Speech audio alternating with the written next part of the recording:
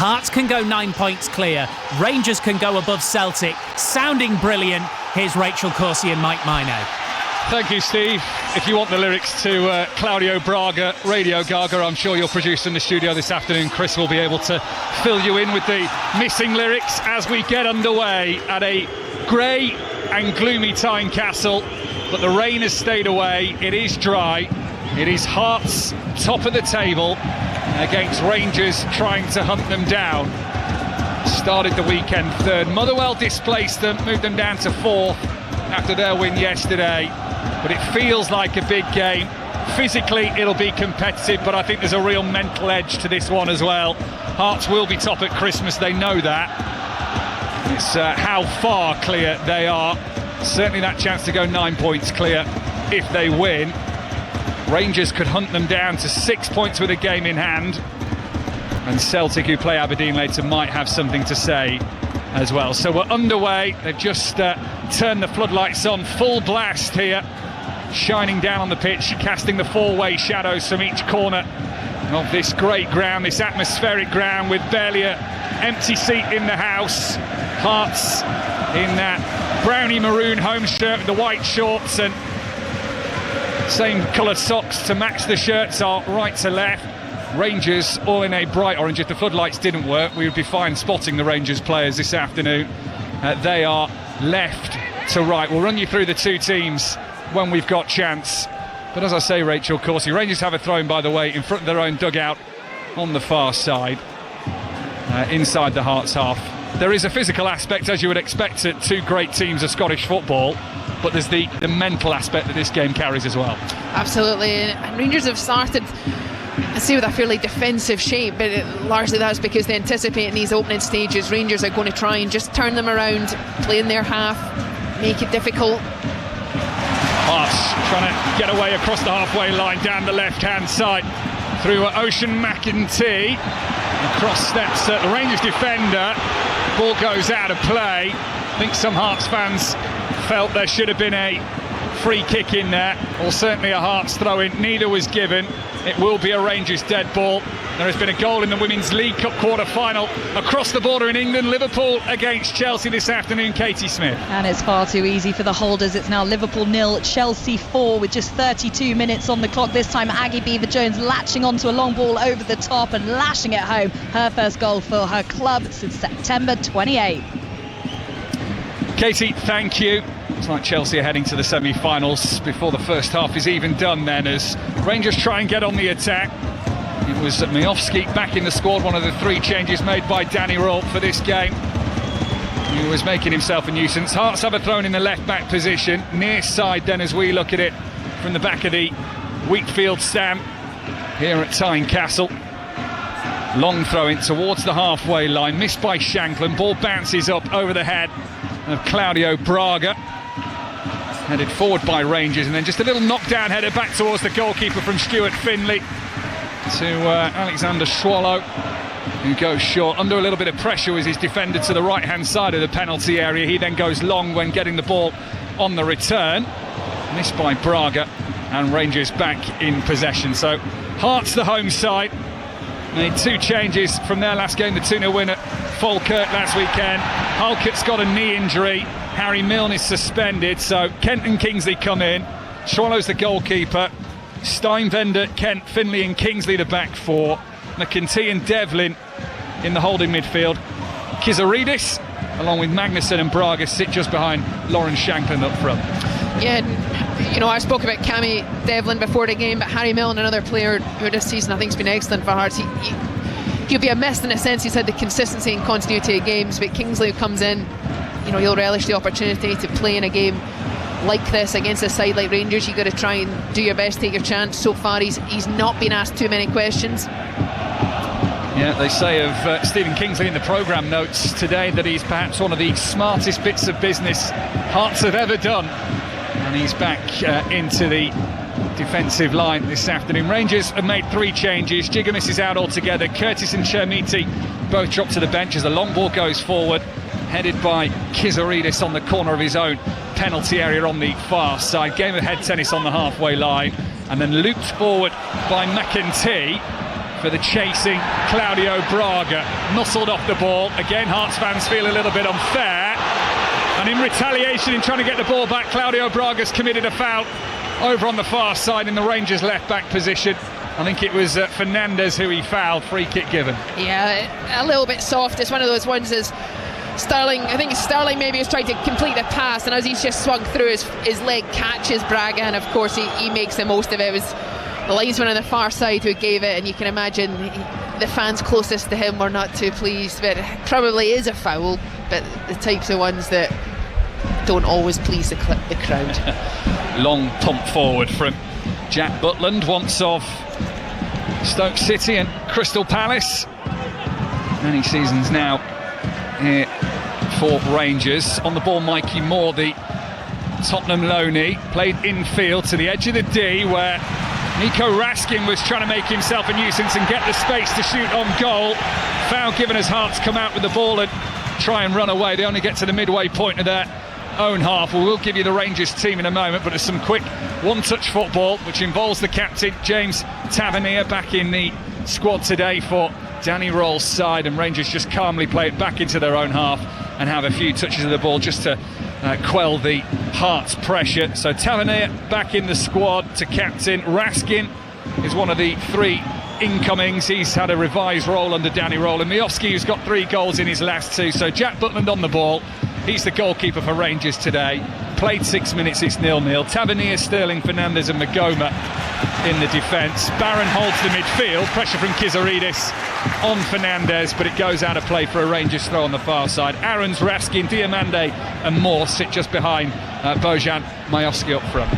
Yeah, and I think Kizaridis will want to do more in an attacking sense, but he's going to have a job defensively to do, because just on that far side, I think almost Magoma's going really high. Almost both Magoma and Aarons will play as wing backs essentially, and it'll be James Tavernier who'll probably just be a little more subdued in how much he joins the attack. And then I think they're trying to probably overload Hearts centrally, and Mikey Moore's just playing alongside Miovski at the moment. They'll be hoping they can get opportunity to put Hearts under pressure. You can see nearly put himself under a lot of pressure with a heavy touch, but Hearts have played their way out to this near side, the left, inside their own half. 0-0, 7 minutes played.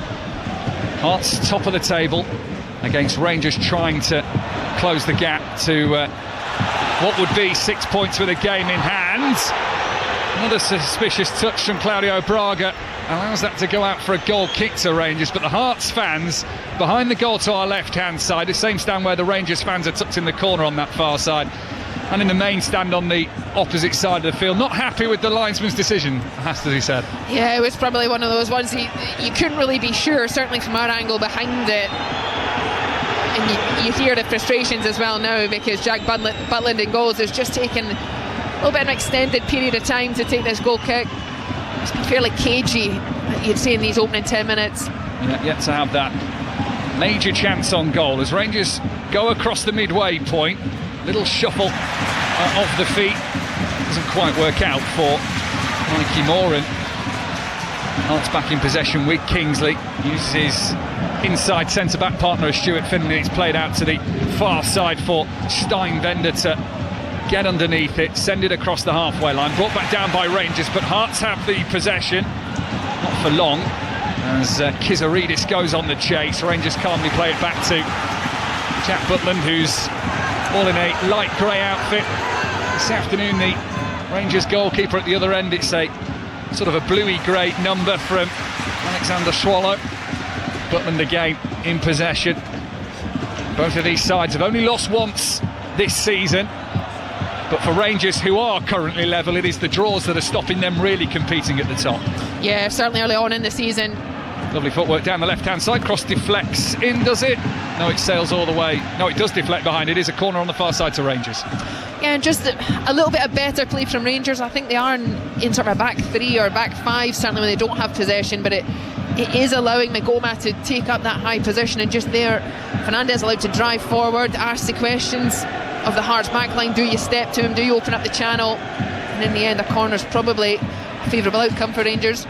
Tavernier's wandered over to that far side to take the corner. Rangers left. The whole time he was walking over, he's had his right arm raised in the air, and as he gets to the ball, he switches that and raises his left. Suspect here an in-swinging delivery is going into the 6-yard box, which he does, and a header finds its way in from Emmanuel Fernandez. For the second time in 5 days, he scores against an Edinburgh club. It was enough to beat Hibs on Monday, and his glancing header into the right-hand side of the goal is enough to give Rangers the lead on 10 minutes here at Tynecastle. It is Hearts 0, Rangers 1. Well, you can't give a centre-back a free header. I wonder if Miovski has just... Well, I wonder if this is going to be offside, because Miovski at the back post does, I think, get the last touch. Fernandez should absolutely finish it. It's a free header from about 3 yards out, near the front post. But I think before it crosses the line, Miovski at the back post touches it before it goes in. And I have a feeling this is going to be disallowed. It does look like he's ahead of all the Hearts players. There's nobody on either post for Hearts, which is probably a very smart tactical decision. So Fernandez gets the flick on, centre of the 6-yard box, on the 6-yard line. Miovski's at the back post. The ball kind of goes behind him, but it's whether he just gets ever so slightly a touch on the ball. The VAR check is ongoing. Referee Nick Walsh is watching on and waiting for the instructions. I think he touches it. It's just whether it's already over the line, which I don't think it will be. And as a true number 9, you are going to try and get the final touch. But I mean, Fernandez should score. It shouldn't even need the touch from Miovski. He's about 3 yards out. Miovski definitely gets a touch. This won't be given, but it's a fright for Hearts, because you cannot allow free headers from centre backs inside your own 6-yard box. The referee just had his finger holding his radio piece to his ear. The wait goes on. It is a nervous wait for the Rangers fans, with the drum behind our goal to the left-hand side. The goal was scored at the other end. Referee puts the square in the air and says offside against Bojan Miovski. The goal does not stand. Hearts, the leaders of the Scottish Premiership, have a reprieve, and Rangers have got to do it all again. It is back to 0-0. Actually, but just in looking at the screen, is much closer than it does actually look. I was thinking, why are they taking so long? But it is actually very, very close. But Miovski is just ahead of everybody else. A real let-off for Hearts. Rangers unbeaten in their last 11 games since losing 2-0 against Hearts back in September. And Rangers now maybe wanting to get a sense of justice, even though the right decision was made. They are trying to get down the right-hand side. Good shepherding of the ball by Thomas Magnuson means Hearts have a goal kick, and there's another goal in the Women's League Cup quarter-final at West Ham. Manchester City, the visitors, Sam Ashu. City 3-2 lead restored for the away side, and what a goal it is. Grace Clinton, who set up the first outside of the box, turns and lashes it into the top corner. West Ham 1, Manchester City 3. Sam, thank you. We'll keep you across everything. Chelsea well in front against Liverpool. Spurs were ahead the last we heard against Manchester United. Arsenal leading Crystal Palace in a London derby. All quarter-finals of the Women's League Cup taking place today. When we're done here, attentions will turn to Villa Park in the Premier League, where Aston Villa host Manchester United. That'll be a cracking game at Villa Park. We're in for a real cracker here. It's just some faint drizzle starts to fall from the leaden skies above Tynecastle. Those floodlights will have to work a little bit harder, as Hearts goalless at the minute, having conceded a goal ruled out from VAR. Try and get the ball over the halfway line. It deflects into the path of Shankland, who uses his head well just to knock it down into the path of his teammate. Rangers hack it away at the first time of asking. Comes to Stuart Finlay, and it's gone out of play for a Hearts throw-in on this near side, midway inside their own half. So how does this change things? How does that goal ruled out change things for either side, Rachel Coulson? Well, I think Hearts have done well, because right after it I felt Rangers had a little bit of ascendancy, tried to be on the front foot, and Hearts have just really nullified that. Here's an opportunity for Claudio Braga, right hand side, can't work that between himself and Stuart, Kizaridis, who got forward there. Here's Magnuson. His brown hair tied back with a Alice band to stop it getting in his eyes as he jogs forward. Now out towards the left-hand side with Kingsley. Played back towards Magnuson. Sweeps it across the centre circle. Cameron Devlin wasn't taking a chance, so the Rangers player was behind him as it tried to get to the far side, the ball. So he intercepted. And Frankie Kent now in possession inside his own half. It is patient at times from Hearts. Yeah, it is, and I think they've done well to just calm that little bit of energy that Rangers had off the back of the goal, and they've had a nice little spell now with the ball at their feet and really calm. I think, you know, Finlay at the back just settling that down, Cammy Devlin as well getting involved, just trying to keep the ball ticking over and just take that pace out of the attack of Rangers. McAtee with a lovely shuffle and dummy of his feet, left the ball dead and the Rangers player took him out, so quickly back to his feet, and Hearts quickly back in possession inside the Rangers half, which is away to our left hand side. In steps Frankie Kent, one of those two changes made by Derek McInnes, and Hearts comfortably play the ball back. It's a Hearts side that have won all three of their league meetings with Celtic and Rangers so far this season. The last side to win 4 consecutive top flight matches with the two Old Firm clubs was Dundee back in 1985. Glasgow has this strong grip on Scottish football that Edinburgh is trying to change this season. Finlay on the left hand side, the near, he's played it down the channel for Cameron Devlin, who's got a little bit of space between the box and touchline. His cross deflects and that'll actually carry it into the hands of Jack Butland at his near post. Hearts 0, Rangers 0. Yeah, poor ball in the end from Devlin, not in his favoured foot, but darting behind in the left hand channel, and in the end Conor Barron tracks it and does in the end get the deflection, and it doesn't go out for the corner, goes kindly into the hands of Butland. But a few times Rangers, I've noticed, they've just played the ball into Miovski in the 9. He's got it under control and just a little bit untidy, and I think that'll frustrate Danny Röhl, because that probably is the pass to break some of the pressure from Hearts, and you've got to do better there to just keep it under control and set it off to one of your teammates. Rangers through Fernandez, who's had his goal ruled out. If you want to listen to the analysis of that at the moment as it happened, you can do on the BBC Sounds app. It's an important app to have for BBC Radio 5 Livers throughout the season. You can pick all our commentaries up that are on BBC Radio 5 Live, but also Sports Extra, where the Ashes has been based. Not that you may want to listen to that or not, given the way that England have performed in that so far, but Sports Extra is on there, as is Sports Extra 2 and 3. Shifting out towards the far side of the field by Diomande, little low pass, lovely spin on the ball as the ball is returned to him by Jayden Magoma. But now Hearts, with Magoma out of position, trying it down the right hand side. It's a lovely cut infield as well, and a long range shot that is just wide of the left hand post from Kizaridis. He had finally stepped forward from right back, a little touch infield from him, 25 yards out, didn't get the curl on it that he wanted, and it remains 0-0 with a goal kick to Rangers. Yeah, brilliant little run by Kizaridis, and it's Diomande gives the ball away, and Magoma's high, and that just allows him to have that channel to himself. Really aggressive, gets it Fernandez, cuts inside, lovely little effort with the inside of his foot, just doesn't quite get enough bend to trouble Butland in goal. So 0-0 here after 17 and a half minutes. It is half-time between Crystal Palace and Arsenal in the Women's League Cup. Paul Scott. It is Palace 0, Arsenal 1. Laia Kadina's 19th minute header separating the two sides. Palace with 2 glorious opportunities to equalise. Abby Larkin hit not just the post but the bar as well. Palace 0, Arsenal 1. Rangers going down the far side left as Diomande just been into the ball by a sliding defender. I think it was Stuart Finlay in there, wasn't it, who had to swap positions very quickly with Frankie Kent. They covered for each other, they did it well. It's limited the Rangers attack. They're back on the halfway line, but everyone from a Hearts perspective is behind the ball trying to defend this Rangers attack at the moment, which is in the possession of Conor Barron, the midfielder, using the right winger of Max Aarons. Back with Barron.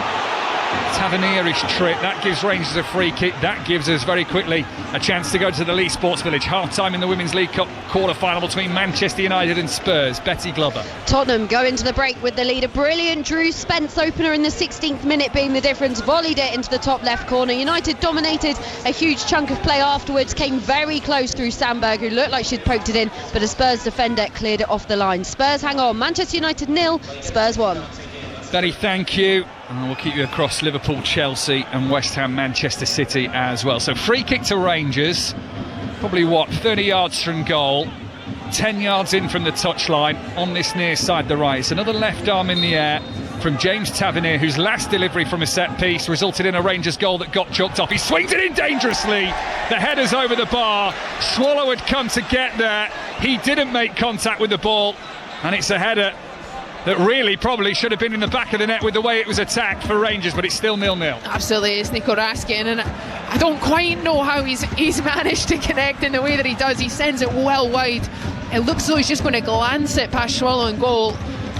Brilliant delivery again from Tav, but just not quite the quality in the finish. The Hearts Ultras behind Swallow's goal there, all cladded in their black clothing, waving some rather large flags around, keeping the atmosphere going at the other end. The Rangers equivalent, clapping along to one of their club anthems. 0-0, 20 minutes played here at Tynecastle. That fine rain has now stopped, but the grey skies remain. It's quite a mild afternoon for a December in Edinburgh. Yeah, you were worried, Jake. The gloves packed and the gilet, everything. I'm tempted to unzip my jacket here. It's mild. The fans and the players certainly keeping the place warm for us with the atmosphere. It's a risky pass back that Swallow controls actually really, really well. It was played back by Frankie Kent on the half volley. Swallow had to get that right, otherwise Rangers would have been looking to maybe sneak in and poach a goal. It's on this near side, Rangers right, 0-0 the score. Barron plays it back to Tavernier. Where are we going next on BBC Radio 5 Live? We're gonna get a check-in at the half-time score. West Ham Manchester City. Sam Ashew. Yeah, it's West Ham 1, Manchester City 3 at half-time. Goals from Kerolin and Hemp put the away side 2 up within the first 10 minutes. Rico Ueki got one back for West Ham before Grace Clinton's Rasper made it 3-1. Good tie this. West Ham 1, Manchester City 3. So it's tight there. I think Katie Smith might be able to pack up at half-time. Liverpool-Chelsea, what's the latest at half-time, Katie? It's tempting. Liverpool 0, Chelsea 4. Chelsea aren't messing around. Sam Kerr with 2 goals in 4 minutes. Captain and Aggie Beever-Jones adding another each. The only concern for the holders, Beever-Jones subbed off before half-time with injury, in tears and limping when she went down the tunnel. Liverpool have been pretty woeful. Liverpool 0, Chelsea 4. Max Aarons tries to squeeze a cross in, but the Rangers number 3 hits his cross on the right-hand side against Stephen Kingsley. Tavernier making himself a nuisance on the inside right of the penalty area. Played back to Nico Raskin, who just missed that header a moment ago, almost at the midway point of the first half here on BBC Radio 5 Live. And it is 0-0 in a big game at the top of the Scottish Premiership right before Christmas. Just after Christmas, the big games keep coming for Hearts as well. They've got to go across the city to Easter Road to take on Hibs. Just after New Year, Rangers will take on Celtic. This is Mikey Moore with a shot that Swallow has to palm away over to his left-hand side, and the deflected return comes in and goes behind for a corner. Well, Mikey Moore had a little bit of space there, drove the shot low from the right of the D towards the bottom left-hand corner. Swallow reacted to that. Man Mott on the left in the penalty area for Rangers fired it back in, but it goes behind on a deflection for a corner. Brilliant little snapshot there from Mikey Moore. Didn't have a lot of room to get shot away really, and he did well to get on target. Keeper makes a good save. Of course, it falls kindly for Rangers in the end. Good little deflected clearance from Frankie Kent. I think he did have to get something on it to make sure it went by the post. Nice little piece from the former Rangers forward Billy Dodds on the BBC Scotland Sport website this week about how Mikey Moore has won the Rangers fans over. Didn't have the best of times under Russell Martin, but under Danny Roll, Mikey Moore and a few other players have found their feet as Tavernier's corner is an out-swinging delivery. It's another Rangers header that gets there first. Again, it's Nico Raskin. This one well wide of the left-hand post. In the end, actually runs out more towards the corner flag than it does the Hearts goal. But that's what 3 set pieces Rangers have had, and each one of them has found a Rangers head first. Certainly causing problems, and the delivery, of course, comes in with quality from Tavernier. That's one of the biggest assets they have, in terms of set pieces. Deliveries are so consistent. I'd be more concerned for Hearts in that every time Rangers seem to be able to get somebody free, and that'll be intentional, but you've got to try and address that potentially at half time. You go in and try and sort that out to stop just such an easy first contact. 23, nearly 24 minutes played. Rangers the better side in the opening half of the first half? I think they probably have started to have a little more of the ball, but most of their possession's been very much in the middle of the pitch, I would say. Raskin and Connor Barron both probably have seen plenty of it. And then Hearts become slick just outside the centre circle in the Rangers half. Played out towards the far right-hand side. Kizaridis low shot, driven from the right, wide of the left-hand post. He kept it low, but it's another one off target for the Greek attacking winger of Hearts. Yeah, brilliant from Shankland as well. Just the little combination in the middle of the pitch there allows then Kizaridis to get free again. Once again, he goes aggressive down the outside, shoots a cross goal, definitely the right decision. Doesn't quite get hold of it. Nobody's there to sort of direct it in either. But another chance, and Hearts won't mind the fact that Rangers have had large spells of the ball when they keep it in the middle, because they're very much looking to just, when they steal it, quick combination, try and create an opportunity, just as they did there. First time in this game really that Hearts have played some real slick football, and they might be off again here. Magnussen, left hand side, he has Braga ahead of him. Two Rangers players quick to close him down, one of them being Dijon Sterling.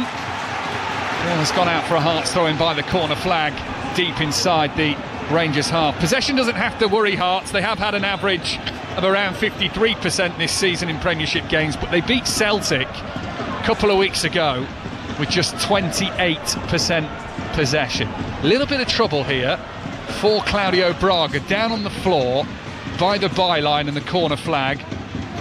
Lying on his back here, Rachel. Yeah, it's just a nasty one, because Conor Barron's trying to prevent the ball going out for a corner, and as he does so, he slides to make the tackle. He connects fully with the ball, but then his follow through means that Braga's right ankle gets sort of caught underneath him. It's probably is a painful one. I think Braga would have liked the free kick, could have got it on a different day, I think. I don't think there was malice in the tackle. It was an aggressive tackle from Conor Barron. Does catch him after he cleared the ball away. The good news for Hearts is that he's back up, even if it's a slight limp away for Claudio Braga. Ties his shoelaces right in front of a couple of members of the crowd, one dressed as Santa, one dressed as an elf. Is this going to be a gift for Hearts as it's looped high into the rear of the penalty area? It is Fernandez's head that sees it out for a corner, took no chances of the man behind him. Corner on the far side to Hearts. Yeah, probably not the most dangerous delivery as it came in. Fernandez doesn't know what's behind him, and so just does the sensible thing and just chooses to head it beyond. So another opportunity for Hearts here.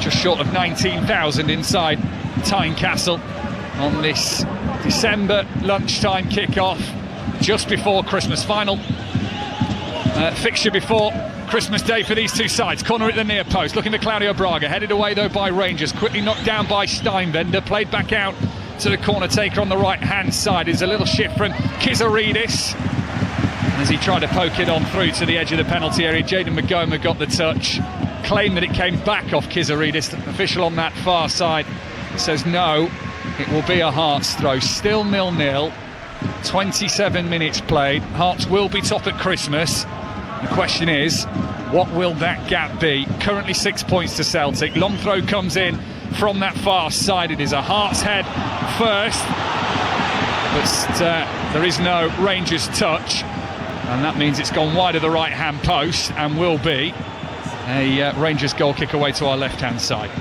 Yeah, and a shame for Hearts, because those are the opportunities where you want to try and ask questions. I think a little unfortunate that they don't get a corner there. It was just Kent who was looking to just flick it on one more, but in the end it comes to nothing. Good little spell for Hearts though, a little bit of pressure allows them to also as well breathe in the other half.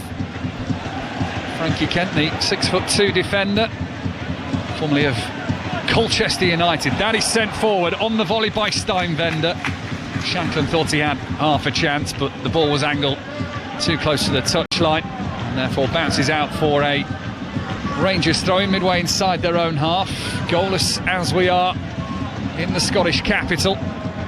Launched towards the halfway line, flicked on, and then a lovely flick over his shoulder from Mikey Moore, who has weaved the ball away from any Hearts players, and it's a low one to the right hand side of the box. Low ball in first time of asking from Max Aarons, comes back to the Rangers winger, who now manoeuvres in from the right hand side. There's plenty of orange shirts in the Hearts box. It's low from Tavernier on the layoff, and it's away from the home side before an orange shirt of Rangers can get there. Rangers playing from left to right in the opening 45 minutes. And they've had the more threatening attacks. They've had the ball in the back of the net, but VAR said the goal shouldn't stand for an offside. Caught late there was Cameron Devlin, just outside the centre circle in the Hearts half, and that's given the home side a little breather. But it was all about Mikey Moore in the build-up to that Rangers attack. Yeah, lovely little bit of skill. Just takes the ball out the air. A little flick over Stuart Finlay, I think it was, and he gets on the end of it. Played a lovely little neat ball down this right-hand side to Max Aarons. I thought the delivery from him was fairly tame, and then the second delivery from Tavernier when they got the second chance, similarly fairly poor by their standards. Shankland trying to get round the back of Fernandez, who does take a touch on his chest. The ball didn't get to the byline quick enough. He's volleyed that straight into the Rangers fans who occupy the far third of the stand behind the goal. It's given Hearts a corner. Yeah, just back to the efficiency of Hearts. You know, they do that. They just turn the ball, make you turn backwards into your own goal, and then put you under pressure. Both Bragg and Shankland forcing Fernandez into that error, and now they have a chance once again to come into the Rangers box. Hearts, who have scored in every home game this season, look to open it here. Another one whipped in towards Braga at the near post, volleyed away by Sterling. Up towards the halfway line. Rangers had everybody back, so Hearts retrieved the loose ball on the halfway line. Half an hour played 0-0 on BBC Radio 5 Live. Plenty of festive action to come on BBC Radio 5 Live. That continues later. Aston Villa against Manchester United on Boxing Day. We're round the grounds in the Premier League. There is also the commentator's view against the Fantasy Premier League podcast quiz as well, which I can imagine that Ali Bruce Ball, who will be with you at Villa Park later, has had a big say in, given that he's across both podcasts. Sterling in the middle of the Rangers defence, invited the pressure from Lawrence Shankland, took a quick touch on his right boot to shift the ball onto his left, gets away from the on-rushing Shankland, but not by much of a difference, as Devlin does well. Magnuson spreads the ball out to the right-hand side for Hearts, who have had a couple of efforts through. Kizaridis is on the ball, but haven't tested Jack Butland, hasn't had to make a save yet, the Rangers goalkeeper. It's a powerful header forward though from McEntee.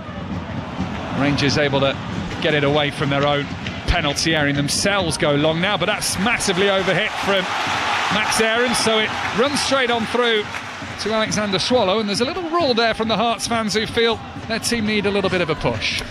Yeah, and I think in some ways though, I thought it was poor from Rangers. You know, they have the opportunity to win the ball back, and that potentially as a system would have, for the most part, got 5 at the back. So when you do win the ball, you're looking for Mikey Murmiowski to try and be an option to hold it in.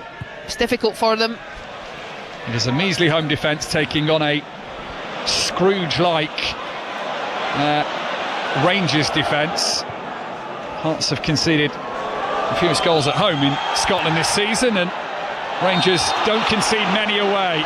They've only conceded 6 on their travels. Player goes down on the far side for Rangers. That gives them a free kick deep inside their own half. Hearts feel a little aggrieved by that. It is still 0-0, 13 minutes from half-time. Are you sensing that tension from both teams, given what's on this game, Rachel Corson? A little bit, and I think in many ways, you know, centrally it's been a battle.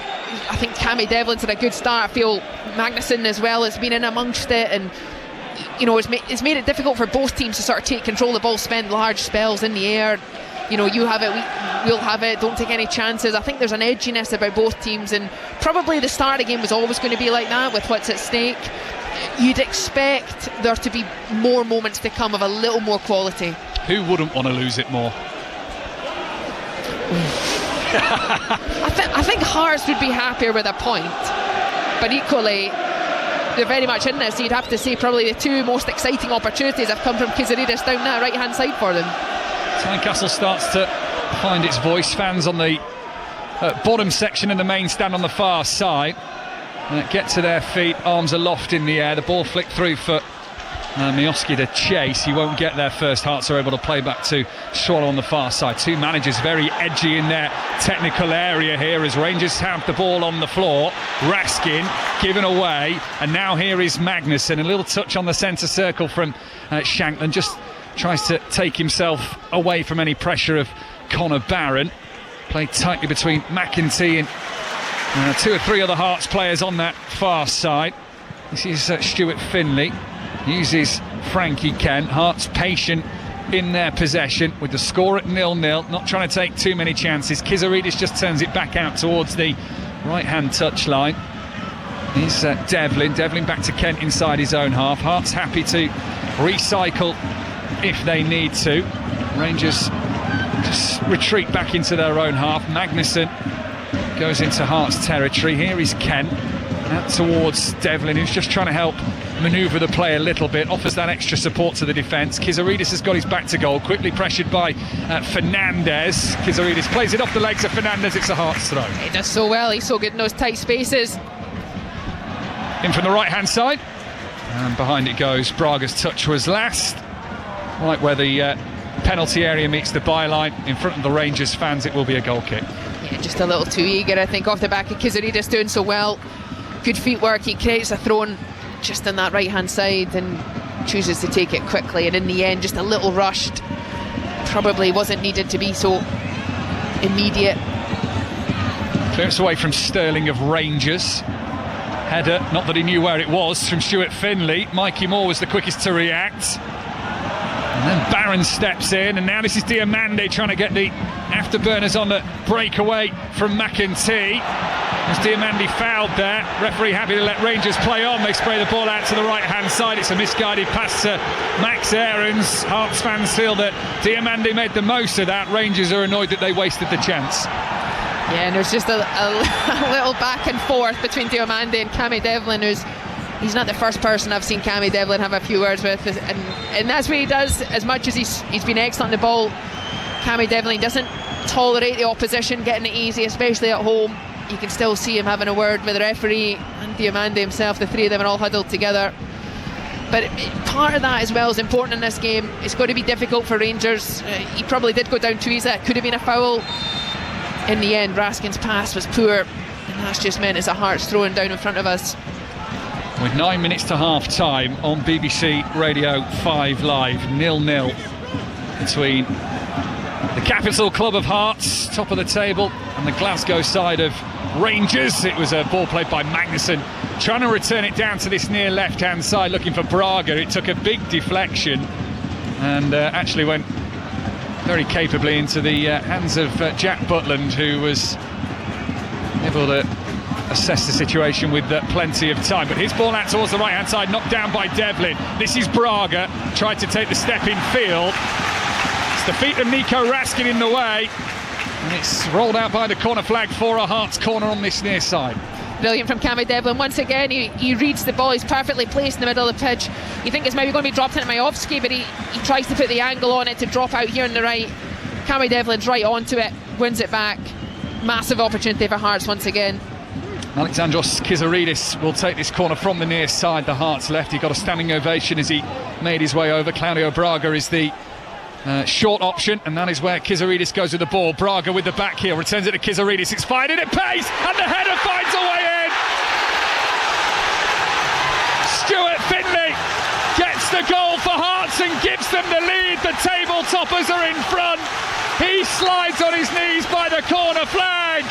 This Hearts season continues its hopeful quest. It was a pacey ball in from the left-hand side. Lovely combination between Kizaridis and Braga. Kizaridis fires it in, and Findlay was there to meet it square on his forehead and put it into the left-hand side of the goal. Hearts lead, Hearts 1, Rangers 0. It's a fantastic header from Stuart Findlay.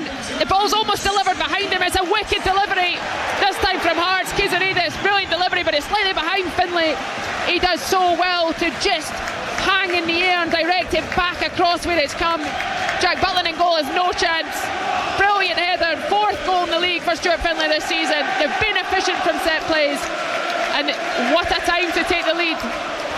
Tynecastle bouncing, fans have scarves rotating above their heads. The former Celtic man scores against Rangers here in Edinburgh. And it is Hearts who have the lead, and it is Hearts who, as it stands, are 9 points clear of Celtic in the Scottish Premiership, 12 clear of Rangers. Danny Röhl, the Rangers manager, was quick to say in his press conference that they won't win or lose the league this weekend. But he says his team were feeling confident after their win over fellow Edinburgh side Hibs on Monday. But they are behind now. They took the lead, VAR ruled it out, and now Hearts have punished that by scoring 6 minutes from half-time. Rangers have a free kick, right-hand side. Tavernier will take it. Max Aarons has moved away. Tavernier slips. It comes to Aarons, but by default it wasn't meant to go there at all.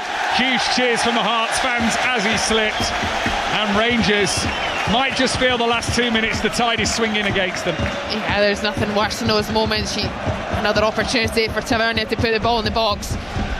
you just lose your footing, and it's a waste really, but it's unfortunate, it can't be helped. You've got to try and now handle this momentum switch. I felt it has been fairly even, but you can hear just the noise in here is turned up, not just one notch, a few notches, and now it's probably for Rangers about just calming the storm, be compact.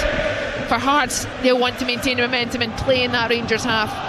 I was told to expect noise on my first visit to Tynecastle, this great stadium in the heart of Edinburgh. It's 4 individual stands connected ever so slightly at the corners by the floodlights. Here's Braga trying to play it in from the left of the penalty area. Couldn't find a route through. Sterling in the way. Hearts have tried to win it back. Shankland knew he was offside as the ball rolled up to him on the left-hand side. It is a goal kick to Rangers. I think we're off to the Leigh Sports Village. Manchester United hosting Spurs in the Women's League Cup. Betty Glover. And Manchester United have the equaliser. They were quick out the blocks in this second half. This was coming. Lovely low cross into the area by Rolfo. Park was there unmarked to tap it in at the far post. Manchester United 1, Tottenham 1. Thank you, Betty. Hearts Ultras away to our right-hand side, leaving their arms up and down in the air. They were jumping around, as was much of Tynecastle. A few moments ago, when Stuart Finley, his first goal since August, headed them in front. If you missed it, if you want to listen back to the noise that Tynecastle created, you can do so right now on the BBC Sounds app. Scroll the dial across to BBC Radio 5 Live. That's where you'll get all our live commentaries. Braga on the halfway line. They feel there was a foul on Devlin. No advantage given to Hearts. So the referee Nick Walsh stops the play, and it will be a free kick to the home side. 4 minutes to go. Hearts 1, Rangers 0. 4 minutes to the break. That should be. And Hearts, who are looking to win the title for the first time since 1958. Good luck trying to tell them that this year maybe not their year, as they will be clear at the top of the table come Christmas Day. Devlin was over the ball for the free kick. He has changed his mind on that. So Stuart Finley, the goal scorer, with a load of backspin on the ball, sends it left-footed, headed down by Braga. This is Shankland from the angle. Oh, he squeezed it in. A brilliant finish from Lawrence Shankland, and it's 2 quick goals that have Hearts given daylight here at Tynecastle. He's their top scorer now, and perhaps showing why. The angle was near impossible on the right-hand side. It was low, it was driven, and it's Hearts 2, Rangers 0. Incredible finish. It's a tight angle from Shankland, and probably all he can do is just drill it low. Brilliant little combination of headers from Hearts. The more aggressive, it lands at Shankland down the right-hand side, and he just absolutely fizzes it as hard as he can. I think it probably goes through Jack Butland's legs. It's difficult for the goalkeeper. It is near him. You'll feel frustrated he's not kept it out. 2 wonderful headers for Hearts to keep it alive. Brilliant finish. Hearts have earned this. They've managed the big moments better than Rangers have.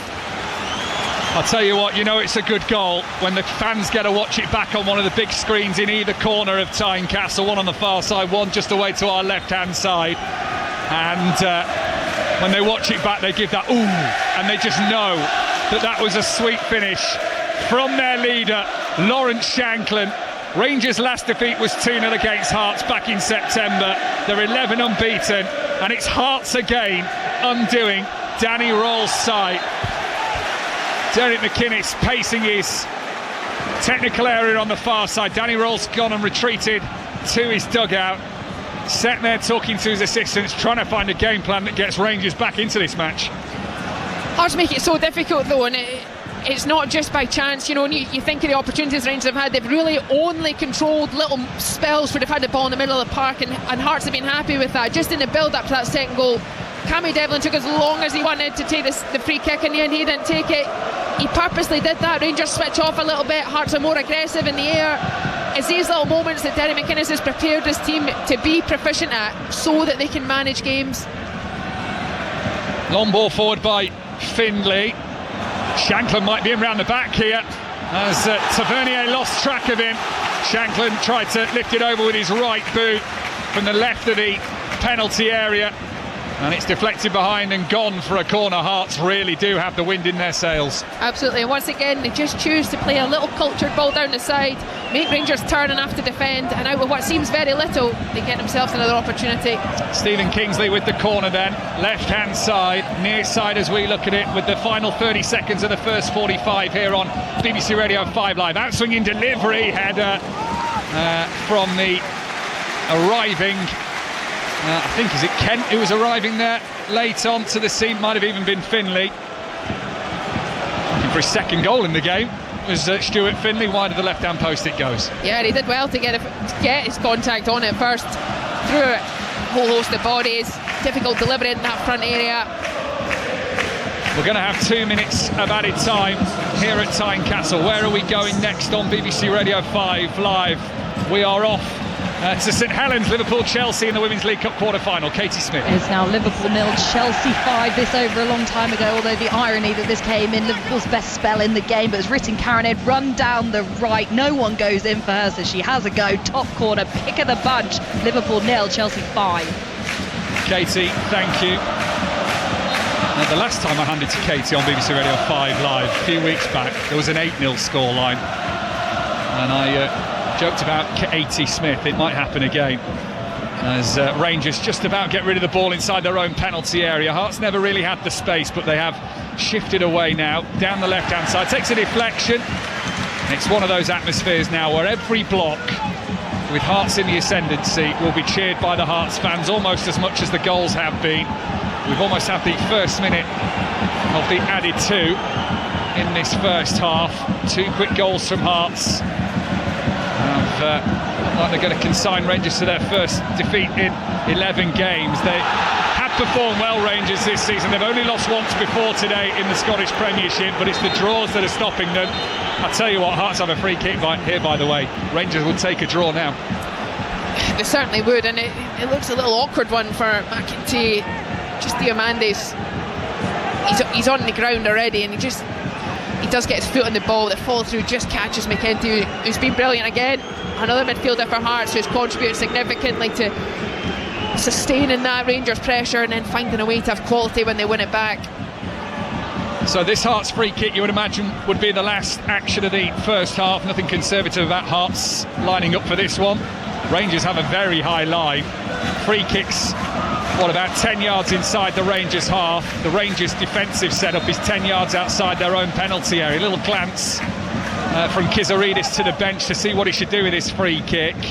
It is right-footed, drifting towards the near side of the penalty area. First contact is a Hearts one. McEntee trying to swing a right boot at it. Ball fired up in the air as Rangers got the touch first, and the whistle goes for half-time. Well, this Hearts season of hope is showing no signs of slowing down just before Christmas. Rangers opened the scoring with Fernandez's header, but it was offside given. His flick on might have been touched in by Bojan Majowski.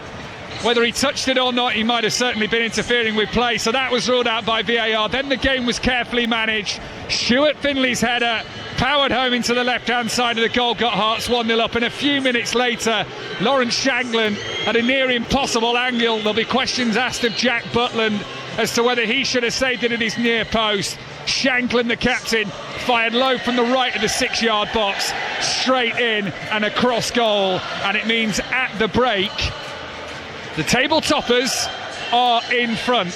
Rachel Coursey. They've been excellent. I think when you look at who's contributed and you think about the front two, Majowski and Moore, poor in comparison to Shankland and Magnuson. Defensively for Hearts, they've dealt with everything very easily. Finlay and Kent, very little to do inside their own penalty area. And probably Cammy Devlin's been a standout player on the pitch. We've not seen lots of Braga. We thought he might be involved a bit more, but then when you look at the goals, little touch onto Shankland for the second one, involved in the corner from the first, and that's when the confidence of these players who've been in form, they maybe don't need too many opportunities to be effective today. Derek McInnes might want to play down this title talk, Steve, but if they're winning like this and going 9 points clear before Celtic play at 3 o'clock, 12 clear of Rangers, good luck quieting down that chatter. Hearts 2, Rangers 0. Rach, Given the music in the background and given the mood at Tynecastle, with Hearts going 9 points clear as it stands, I feel really bad about asking a negative question with my one question don't ask here. it then, Steve. Well, Don't I've got ask no it. choice. I've got Jack Butland's got to Come on save it, then. hasn't he? He's got to save that. Do you know? I know why you save that. I'm just getting a replay again of it, just on my left-hand side. Yes, he will want to save that, but from where we've seen it and how quickly it's gone in, Shankland's caught that extremely sweetly, and sometimes those ones low are hard to get to. Do you go with your hand or your foot? I'm not a goalkeeper or a goalkeeper coach, but I'm probably still happy to give Shankland a little more credit than I am Butland a bit of criticism. I'll tell you what, Steve, it's literally a ball's width that he has between Butland's knee that he's going to the ground and the post. If talking about perfect placement, I think, yeah, you've got to look at Jack Butland, but that is precision from Lawrence Shankland. Bar humbug, eh? Thank you very much, you two. We'll be back for second half commentary. Hearts lead Rangers 2-0 at Tynecastle. Let's go to West Ham, Manchester City in the Women's League Cup. Another goal, Samashu. Yeah, it's West Ham 1, Man City 4, Stephen. That may well be that. The cross comes in and Khadija Bunnyshaw's looping header goes over the keeper, Shemik, in goal. She got 4 against Aston Villa last week. She's got her first here today. City sailing into the semi-finals. West Ham 1, Man City 4. Well, if they're sailing into the semi-finals, I don't know what Chelsea are doing at Liverpool. Katie Smith. Rocket launcher, maybe. Yeah, Liverpool 0, Chelsea 5, 60 minutes gone here. More than 1 foot in the semi-finals, of course. Now, Ritten Cannerid adding that 5th goal. Liverpool, though, with a corner here just from the right-hand side, being played in towards the edge of the box. They've been a little better in the second half. Looping header, that's just cleared off the line by Chelsea. But you got to say, question mark surely now on the head of Gareth Taylor. They're winless in the league and they're about to exit the League Cup here as well at the quarter-final stage. Liverpool 0, Chelsea 5. Much tighter at Lee Sports Village. Betty Glover. Yeah, this one's tight. It's all even here. Manchester United 1, Tottenham 1 as United just put the ball over the bar. Janssen also went close earlier for a second for United. Free kick from the edge of the box, curled it in, but it was well gathered by Kopp in the Spurs goal. Mark Skinner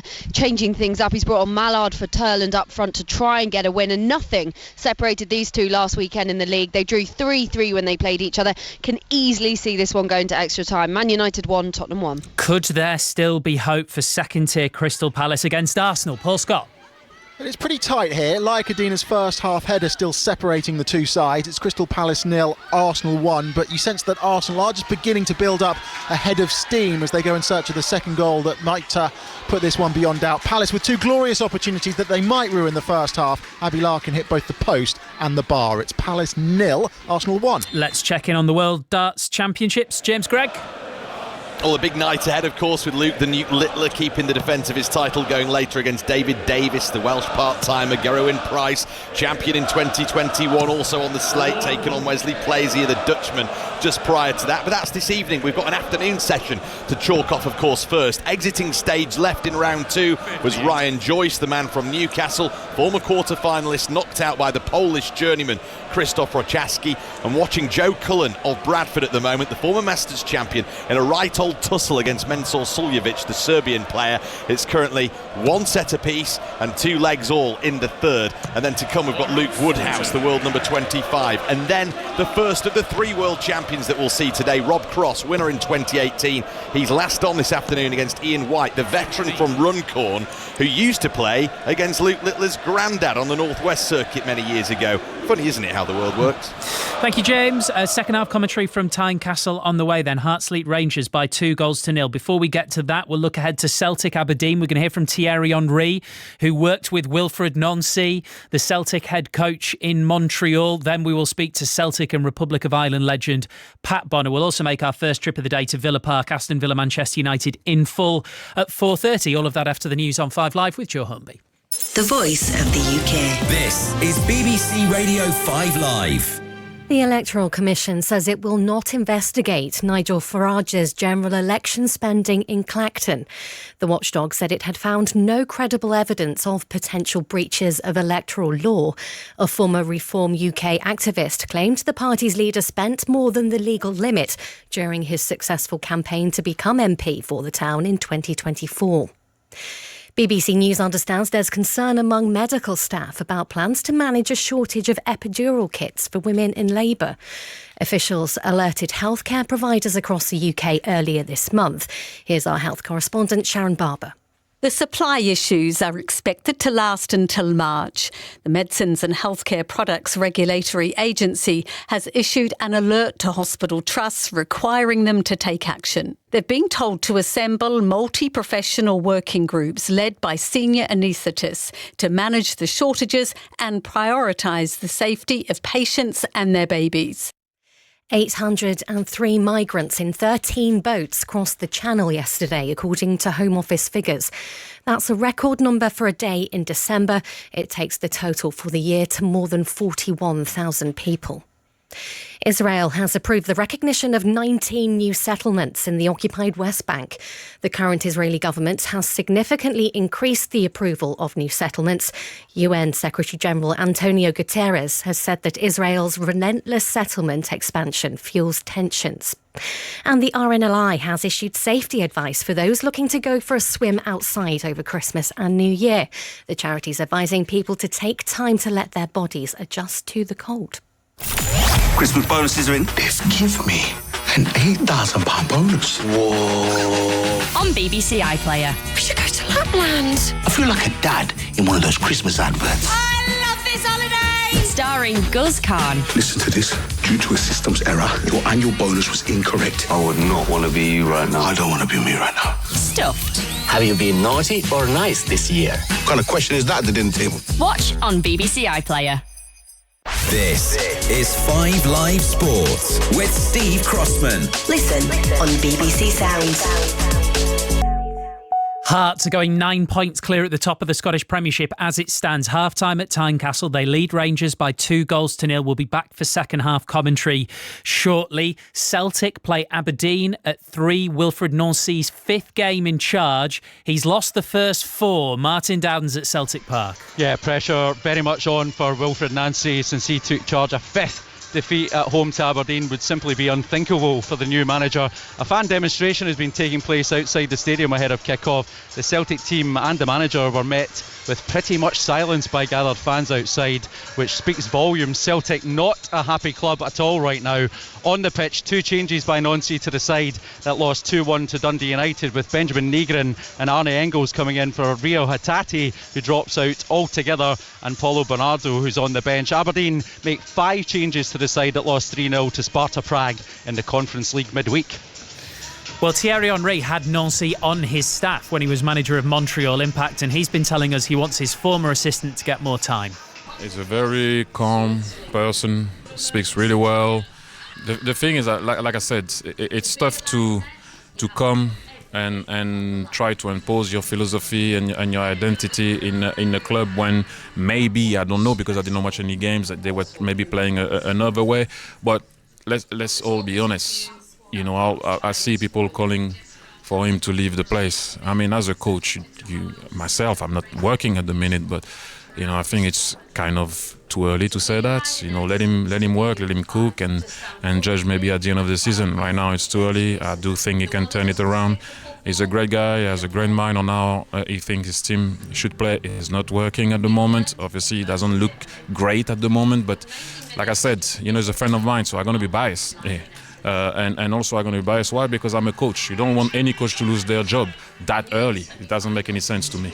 Thierry Henry speaking to 5 Live. So Celtic have lost 4 in a row. Only in October 1947 and April 1953 have they ever lost 5 games in a row. Let's speak to Pat Bonner, Celtic and Republic of Ireland legend. Afternoon, Pat. Afternoon.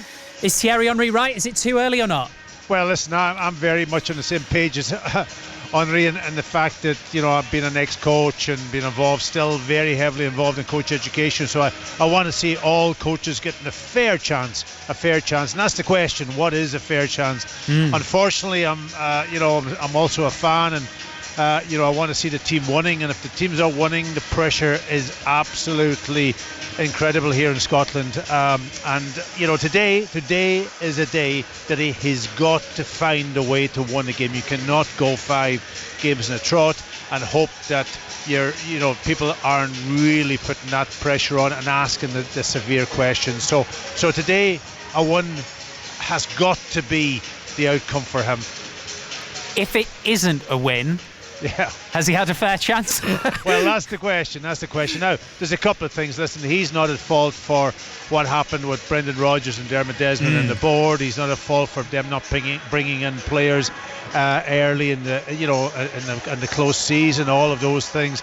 But he is at fault for coming in, not maybe thinking about the team and the profile of the players he has, and setting them up in a way that it looks like it doesn't suit him. And today is no different. The team that he's gone with, he'll go with three at the back. Celtic have never played that way, and that's the big discussion at the moment. Even if they went, there was no guarantee that even if they went with four at the back that they would win games. But once you make those big changes, then you're leaving yourself wide open. The other thing he's done is he's changed almost all of the staff. So the staff that's come in here don't really know the Scottish game, don't even know the players also. So there's very few that's going to give him the advice. If I was giving him any advice, and I'm sure he wouldn't listen to me anyway, but certainly I would tend to go with what they were doing, a back 4-3-3, and then try and find a way to get through the next couple of months. And then if you get a window, try and bring in the players that might suit the way that you want to play. And at the moment the players are confused, the fans are confused, the fans are very volatile at the moment with the board. All of these things don't help, so you must find a way. And with Martin O'Neill doing so well when he came in, even though he didn't play brilliantly, but he got results, then it adds and heaps the pressure on him. So today is a must-win. There's what they're doing, but there's also what he's saying, and I do feel a bit bad about anybody who sort of questions him based on making the sort of gaffe that he made the other day when he said, listen, I know about Scottish football, I nearly signed for Carlisle, but it doesn't help. No, I'm sorry.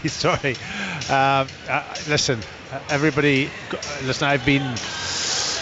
I played all my days in Scotland. I went down to Reading, and it was tough with Tommy Burns at the time, and it was a tough job, and we struggled to find a winning formula. We eventually got there, but we ended up still getting the sack.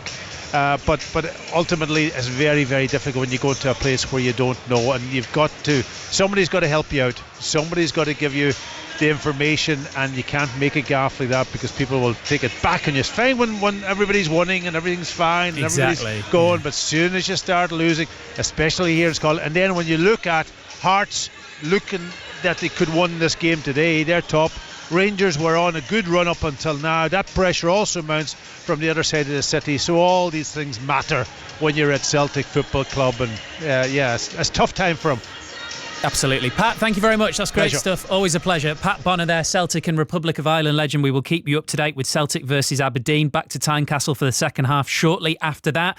Full commentary in the Premier League. Aston Villa, Manchester United. Ali Bruceball. Hey Steve, yes, it's a murky, misty Villa Park, and there's all sorts of stats and numbers you can throw at this game. I mean, in terms of Aston Villa's current form, those are the numbers that their fans are loving. But I think the Manchester United fans, will be relishing a trip to Villa Park because their record here is so good. But put all of that aside, I think we've got a fascinating game of football ahead. And I think particularly, Steve, because, the players that Manchester United have lost. So what is Ruben Amorim going to do? No Amad Diallo, no Brian Mbeumo, no Mazraoui either, all at the African Cup of Nations. De Ligt and Maguire still out. Casemiro suspended. What's that going to mean in central midfield? There is loads to go at with this one this afternoon. Thank you, Ali. Yeah, so we'll be at Villa Park for Villa Manchester United with Ali Bruceball and Sue Smith. Round about 3:30, once we've wrapped things up at Tynecastle, Nader Manur and Julian Laron will join us. We'll talk about that game, but we will also look back at the best of Saturday's action. Sunday's action started with a bang at Tynecastle. So Hearts 2, Rangers 0. Second half with Rachel Corsie and Mike Minor. Steve, thank you. Both teams have just made their way out here. Rangers have made a change at the start of the second half as well. They're bringing on Yusuf Chermiti, who is the former Everton man, left Everton in the summer after a couple of seasons. His 9th appearance of the season from the bench. He's only made 11 Premiership appearances for Rangers. He replaces Mohamed Diamande, who tried but without too much success in the first half. So the home side get us underway for the second 45 minutes. Hearts in those dark maroon home shirts, the white shorts and the maroon socks are from right to left now in the second half, attacking the Gaudy stand for those of you who know the Tynecastle Park Stadium. Rangers in their bright orange shirts, shorts and socks are from right to left. Reason for that change, Rachel Corsie?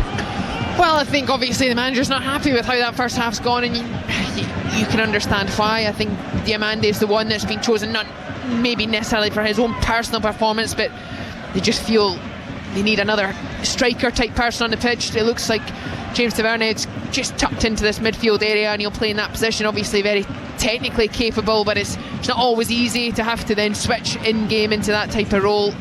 I know he's experienced and he'll handle it fine. It's going to be difficult for Rangers, to be 2-0 down away from home against a team that's top of the league that doesn't lose here. They do need something, and I think probably if anything else, a change is maybe just the catalyst for him, hoping that something can do just that. Yeah, it was the unbeaten home record meeting the unbeaten away record coming into this game. We wondered what may give. At the minute, it is that Rangers away record. Rangers 18 games away from home in the Premiership this calendar year. They haven't lost a single one. They are looking to go unbeaten in a calendar year in the Scottish Premiership for the 7th time away from home. That is, the last being 2013.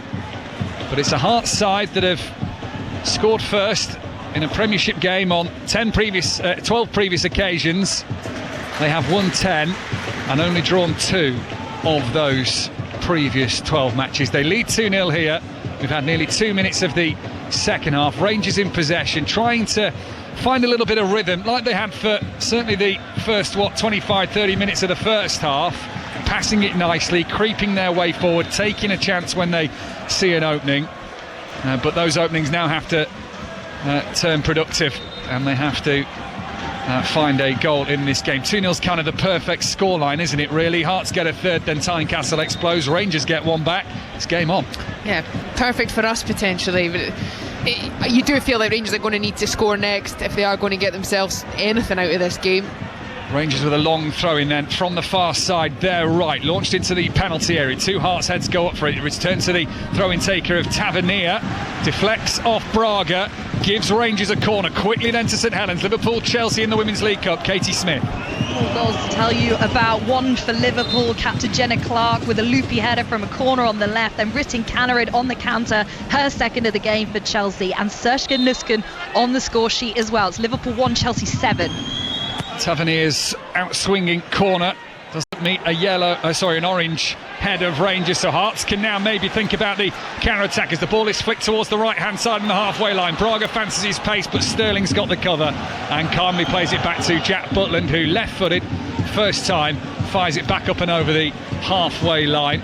Game of head tennis goes on in between the centre circle, either side of the halfway line. Hearts have the ball back down on the floor, quickly shuffled onto Kizaridis on the right-hand side. Thought about the early cross as the ball was laid off to him by Steinwender. Return to Kizaridis in on the right of the penalty area. It's a low ball in that deflects off Fernandez. That means the ball loses pace.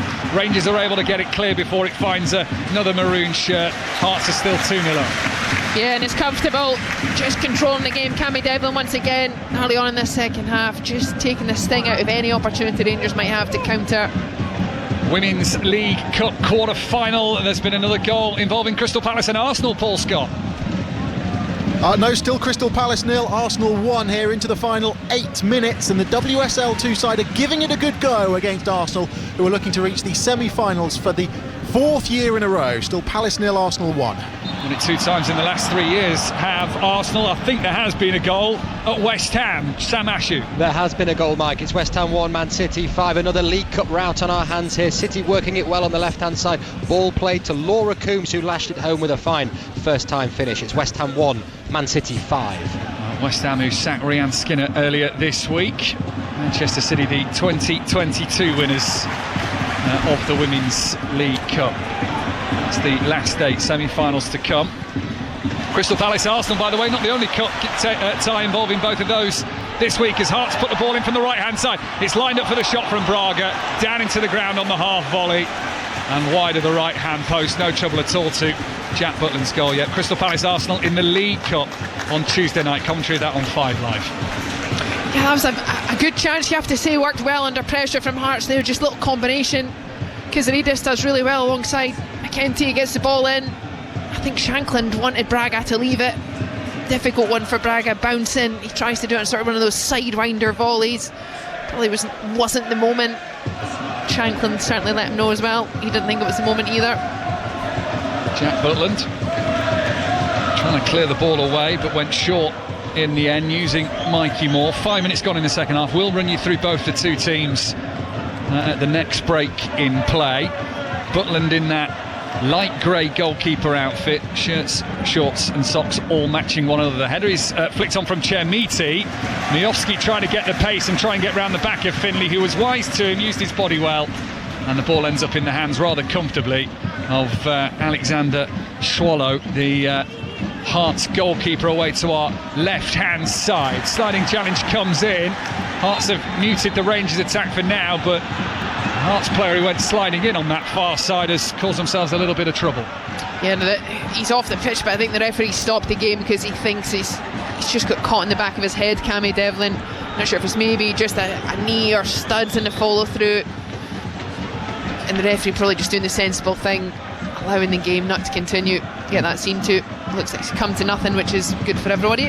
Important player is Cameron Devlin, along with Stuart Finley. He's the only man to start every Premiership game this season for Hearts. Harry Milne also had that record, but he's suspended for today's game. Fernandez needs to be wise and nods his header back to Jack Butland, whilst Lawrence Shanklin was busy occupying Nico Raskin.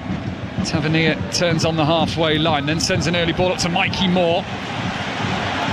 Steinbender was able to head it before Mikey Moore could get there and control it for Rangers. The Tottenham loanee of Mikey Moore, 18 years old, finding his feet again under Danny Roll. Another goal for Katie Smith, watching Liverpool-Chelsea. Well, you said, Mike, we only do games which has 8 in a scoreline. It's now Liverpool 1, Chelsea 8 in the quarter-final of the League Cup. A hat-trick for Rittinkana at the initial header from Nusken off the bar, and she followed it home for a third of the day. Liverpool 1, Chelsea 8. Means I can do it again, doesn't it? Thank you, Katie Smith, with that update. Shanklin gets to the ball first from the Rangers' long throw. Just a little reverse pass out towards the left-hand side. Plenty of pace here. Finley is racing forward from the defensive line. Steinbender as well on the right-hand side, and it has gone out of play for a Rangers throw. That was a promising Hearts attack that just lacked it in the final third. He should have passed it, Claudio Braga. The opportunity was Steinbender. He was steam training down this right-hand side, and he was wide open. If Braga could have just looked up, he could almost have played it blind, to be honest, without looking up. Didn't see him, obviously, and didn't hear. Chose to dribble. In the end, sort of lost out by bodies just getting round him. So Rangers in possession inside the centre circle. Swallows the Hearts goalkeeper. No changes for them at the break. So Steinbender, Ken, Finley and Kingsley, the defensive line. And it is Steinbender who just has to do a little bit of defending with his head there. Heads it back towards the halfway line. McEntee, Devlin hold the midfield. Kizaridis, Magnussen and Braga behind Lawrence Shanklin, who got the second goal for Hearts this afternoon. They're leading by 2-0. Rangers in possession midway inside Hearts territory, far side there right. They've got Jack Butland in goal, Tavernier, Sterling, Fernandez and Magoma in defence. This is Jaden Magoma, the Brentford loanee, on the left hand side. Plays it in field to Connor Barron, who holds that midfield anchor for Rangers this afternoon. Aarons, Raskin, Chermiti, the substitute who came on for Diamandi, and Moore as part of the Rangers attacking midfield. And Miofsky, who was at fault by being offside for the Rangers goal that would have had them 1-0 up, but VAR chalked it up, is up front. Hearts fans try and boo to put off Rangers, who are on the attack. Magoma goes level with the left corner of the penalty area. Steinbender steps across him and then is fouled by Magoma. That gives Hearts a free kick, and that allows us to go to the Lee Sports Village. This one is tight. Manchester United Spurs, which way's the goal gone? Betsy Glover. It's gone the way of the home side. Manchester United 2, Tottenham 1. United have the breakthrough. Lovely Mallard cross. It found Rolfo, who slammed it into the back of the net. This has been coming for United. They've been hunting for the winner. 3 minutes of normal time left. Manchester United 2, Tottenham 1. Manchester United, who in the week put their place as a seeded team in the knockout round for the Women's Champions League. All the information for that on the BBC Sport website and app. Brought down by Magnussen. Braga will put pressure on Max Aarons. who hits the ball high in the air. Not sure whether that was the intention of Stuart Findlay, but he slides in. The ball stays at his feet under a little bit of pressure from Chermiti. It has worked for Hearts, who go back to their goalkeeper and then out towards this near side. Left to right in the second 45 minutes of the home side. Forced through by Steinbender, who's seemingly trying to get a little bit more forward in this second half. Yeah, and I think you're right just earlier. Stuart Findlay chose to go to ground. It looked like he was going for a big swing clearance, and it just controlled it perfectly under his foot, which fooled everybody, and he got away with one. But you're right, hard to be comfortable. 2-0, they know the impetus is on Rangers to have to try and make something of this, and equally they know that in that shape that they hold, and with Shankland leading the line, they will get opportunities from that same position of just countering well and efficiently. Voice of the former Scotland captain Rachel Corsie on BBC Radio 5 Live. 11 minutes gone in the second half, and Hearts are leading by 2-0. Hearts, who haven't had back-to-back top-flight wins over Rangers since April 1996. They did get 2 consecutive wins in the Championship back in 2014-15 when Rangers were on their revival path. They did come into this game on a bit of a resurgence path, but Hearts, who were the last side to beat Rangers back in September, are leading by 2-0 now. Tavernier just steers that one back towards the halfway line. Space in the centre circle for Emmanuel Fernandez, who did roll the ball under his right boot, changed his plan, and now it is Barron on the left-hand side. Raskin, who sent a header over the bar from close range in the first 45, and at that point Rangers would have been in front as well. Fernandez, right-footed pass to the left-hand touchline on this near side for Magoma. This is more measured from Rangers, less urgency. They still have well over half an hour to get back into this game. Here's Aarons, right-hand side. He almost crouches down to the ball as he weaves his way into the penalty area. It takes a nick off Stephen Kingsley, who's felt a touch there, and just stretches his legs out down inside the 18-yard box. Will be a Rangers corner. Whilst Kingsley sorts himself out, we can go to Liverpool for another goal with Katie Smith. Oh, it's all a bit silly now. 86 minutes played, Liverpool 1, Chelsea 9, and now captain and centre-back Millie Bright decides she wants to be on the score sheet as well. Storming run through the centre, and in only the way Bright can, booms it into the back of the net. Liverpool 1, Chelsea 9.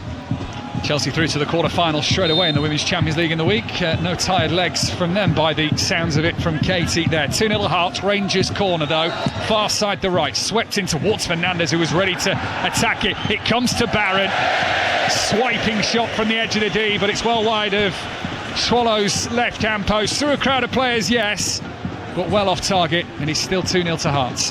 Yeah, not known for his goal scoring, Conor Barron. Difficult one, he gets it down quickly, it's bouncing. He was under pressure, couldn't really cause too many problems with that. A few maroon Santa hats spotted in the Hearts crowd today. Each club tries to cash in on Christmas, and Hearts have certainly done that. A few fancy dress members as well in and around Tynecastle, where there are heavy grey clouds, but no rain so far in the second half. Only had a little bit of drizzle in the first half. Floodlights in full effect now on the shortest day of the year. It will feel like a long afternoon for Rangers, 2-0 down as they are, as we nearly hit the hour mark on BBC Radio 5 Live. Short throw in from midway inside the Rangers half. Tavernier, Aston Villa against Manchester United to follow. Kizaridis nicks the ball and goes into the penalty area, looking for Shankland! Side-footed, passed it wide of the right-hand post, behind for a goal kick. Well, he had acres of space, Lawrence Shankland, and having already got one from a much more difficult angle this afternoon, you'd have bet on Hearts' top scorer scoring that. He didn't, he sent it wide, and that was a chance to kill the game off for the home side. Huge opportunity, super calm finish. It's only inches wide of the post. Brilliant from Kizaridis, brilliant from Braga, winning the ball back from a Rangers throw-in, making it difficult. Couldn't quite capitalise. No doubt about it, his goal that he scored this afternoon was a lot harder to score, and he really should have been finding the back of the net with that one. 9 goals for Lawrence Shankland this season. Maybe he'll get another chance, maybe Kizaridis will. Right at the 6-yard box, tries the shot across goal. It is blocked by Fernandez. Rangers stop it going out for a throw-in. And now themselves look to get on the counter-attack. There are 5 back for Hearts, 3 forward in the orange of Rangers. Chamiti bundling his way through, goes down, yellow card given straight away to Ocean McEntee, who was one of that 5 scrambling Hearts defence. It is a free kick midway inside Hearts territory, the yellow card for the tactical foul. Yeah, probably a sensible foul as well, just a little nudge.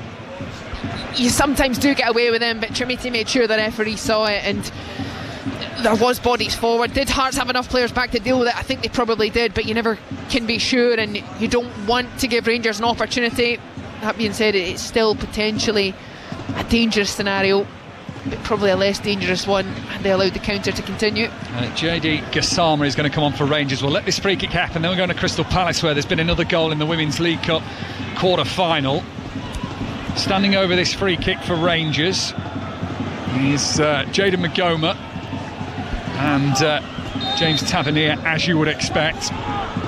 It's Magoma who just knocks it out towards the far right-hand side. Then a left-footed cross comes into the penalty area, looking for Fernandez on the knockdown. Hearts are in the way on the edge of the 6-yard box. Tavernier first to the recovery ball, plays it all the way back into his own half for Jack Butland. Let's see how Hearts reshuffle their defence, what Rangers do from here. Then we'll go to Crystal Palace. Long ball over the top. It's a dangerous one that drops to Tavernier. He's certainly got a goal in. Ball bypasses Mikey Moore. Tavernier on the volley, slams it into the back of Steinwender, and it's hooked away and out for a Rangers throw. We're off to Crystal Palace Arsenal. Paul Scott. Arsenal have sealed the deal in stoppage time. Good work by Beth Mead, who rounded the goalkeeper. She was forced wide and laid it on a plate for Stina Blackstenius to make it Crystal Palace 0, Arsenal 2. Well, the Hearts fans are cheering this Rangers substitution. James Tavernier, the captain, has been replaced, came back into the starting 11 today from Danny Roll's selection, and it's JD Gassama who is going to come on in his place. Yeah, and he looks frustrated, Tavernier, and I can understand that to some degree. He's been asked this second half to play in midfield as part of what's looked mostly like a diamond. It's obviously not his natural position. He's done a fine job there, but you probably want somebody that's a little more natural in there now. You're going to try and push for the next 30 or so minutes. Rangers haven't really mustered much of an opportunity, therefore you can understand Danny Roll just wanting something a little different in there, a little more risk. Barron, long ball from the centre circle out towards the left hand side, controlled well by the substitute Gassama. Here's Magoma, level with the left corner of the penalty area. Gassama 2, close to him is Kizaridis. Now Steinwender tries to step in. Ball flies away and out for a corner to Rangers. I'm not sure that ball fully went out of play. Referee Nick Walsh was closer to the action and he gives the signal. Yeah, and I think if it did go out of play, I wonder if it actually was Gassama that ran it out himself. I mean, the players themselves aren't sure. They think it's a throw-in, so that probably tells you that maybe the referee didn't quite get it right. Gassama got round Steinwender, then there was cover on the byline. Referee has given Rangers this corner then. 63 minutes played, Hearts lead 2-0. We'll be to St Helens in a moment. Liverpool-Chelsea in the women's quarter-final as the corner goes in, headed away. It might drop for Magoma on the edge of the D. It's a missed header from Kizaridis. It just allows Rangers back into play here. Hooked up into the penalty area. Oh, it's a slip and a tangle of his own feet from Gassama, and as he does so, handball given against the Rangers substitute. Full-time whistle has gone in St Helens. No side happier to hear that whistle than Liverpool, Katie Smith. Yeah, and we played no added time despite all the goals. I think we knew where it was going. Liverpool 1, Chelsea 9. So far off the gritty 1-1 draw played out when they met last month. The headlines, a hat-trick for Ritten Canarid, Sam Kerr with 2, Aggie Beever-Jones amongst the scorers. Forsthoff injured though. Liverpool with the consolation from Jenna Clark, but obviously it was so poor and there is so much pressure on Gareth Taylor right now, who's just headed straight down the tunnel. Chelsea into the semi-finals then to play Manchester City in a rematch of last year's final. It ends Liverpool 1, Chelsea 9. Thank you, Katie. Manchester City still winning 5-1 against West Ham. So Katie's not being precautious when she says it will be. Chelsea against Manchester City. Ball down the middle. Shankland couldn't get it out of his feet. Magnuson lays it back off the Shankland. Shot deflects into the hands of Jack Butland with a little skip in the air. He catches the ball in a nervy moment for Rangers there. They got away with it through the deflection, Rachel Corsick. Yeah, and I'll let off because another good opportunity. Shankland, I think, had drag around the outside, and this time it was Shankland that chose the selfish option. I think you can see two players, excellent form, want to be involved. You can understand why they've scored so many goals. Such a threat. And all over between Crystal Palace and Arsenal, Paul Scott. It has finished. Crystal Palace 0, Arsenal 2. A hard-fought win for Arsenal over WSL2 opposition, thanks to Laia Kadina's first half header and Stina Blackstenius' goal in second half stoppage time. The hosts hit the woodwork twice in the first half. They couldn't force a way through. Arsenal through to the semi-finals for the 4th year in a row. Palace 0, Arsenal 2. And the comeback complete and done and dusted for Manchester United, Betty Glover. It is indeed. Manchester United 2, Tottenham 1. Mark Skinner punches the air. Last weekend in the league it finished 3-3 here between these two sides. There wasn't a lot separating them here today. United had to work for it. Tottenham took the lead in the first half.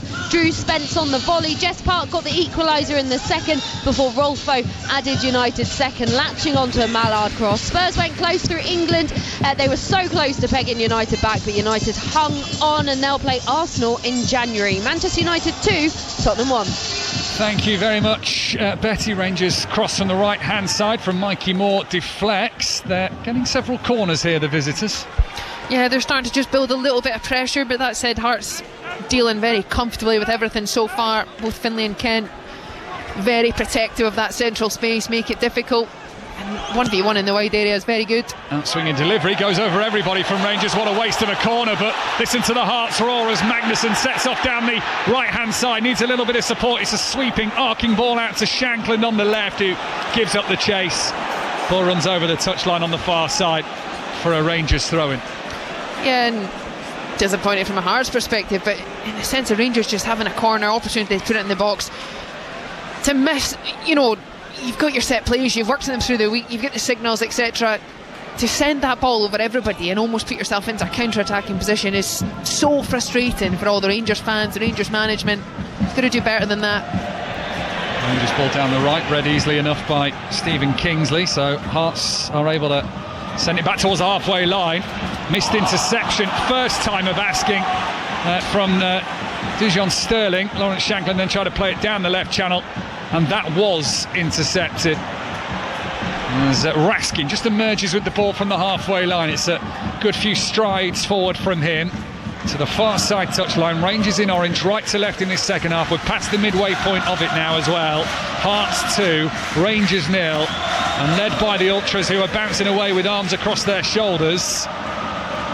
Fans find their voice here at Tynecastle. They're having to sustain a little bit of Rangers pressure through the corners, but as Rachel said a moment ago, it's not really troubling the Hearts defence too much. I mean, it's about the fourth corner in the last 4 minutes, but yet really to test Alexander Swallow in the second half of Rangers. Maybe they can change that now. Corner on the near side, 2 arms raised in the air from the taker. It'll be an in-swinging, right-footed delivery towards the back post, almost evades everyone again. It's Magnuson who gets his head on it for Hearts, and he just lifts it round the top of a Rangers player, and forward come the home side with Kizaridis. Braga shifts it on through. Shankland's got a lot of the penalty area here, takes the shot, low save by Butland, and the ball runs away over towards the far side of the 18-yard box. It's another big chance for Lawrence Shankland. That's not as clear as the one earlier, but right-footed just inside the penalty area. Look for the far left corner, and Butland in the way. Yeah, once again, Rangers corner almost proven more advantageous for Hearts, and you can see the Rangers players now just starting to get frustrated. A silly foul, and it's been Hearts have been smart. They knew there was a possibility of, if they could frustrate Rangers, there would be an element of discipline, that they could ask some different questions of them, and that at the moment seems to be the telling difference. Rangers yet to win when going behind this season, losing 1, drawing 3. But no side has picked up more points than the Glasgow club in the last 8 matches. They've won 6, drawn 2. Hearts are 5th in the same form table. That will change. Free kick to Hearts, midway inside the Rangers half, out on the far left-hand side. Stephen Kingsley is over it, as is Devlin, who takes it quick and actually pushes it out towards the left-hand touchline. Rangers were too busy occupying the 18-yard box. Here's Kizaridis, has the overlapping run. Cross goes in from Finlay, it's headed behind dangerously by a Rangers defender. I think it's Miofsky, was it, in there possibly, heading it behind, and it goes for a Hearts corner on this near side. Yeah, wicked delivery, hit with pace. Stephen Kingsley just whips it in.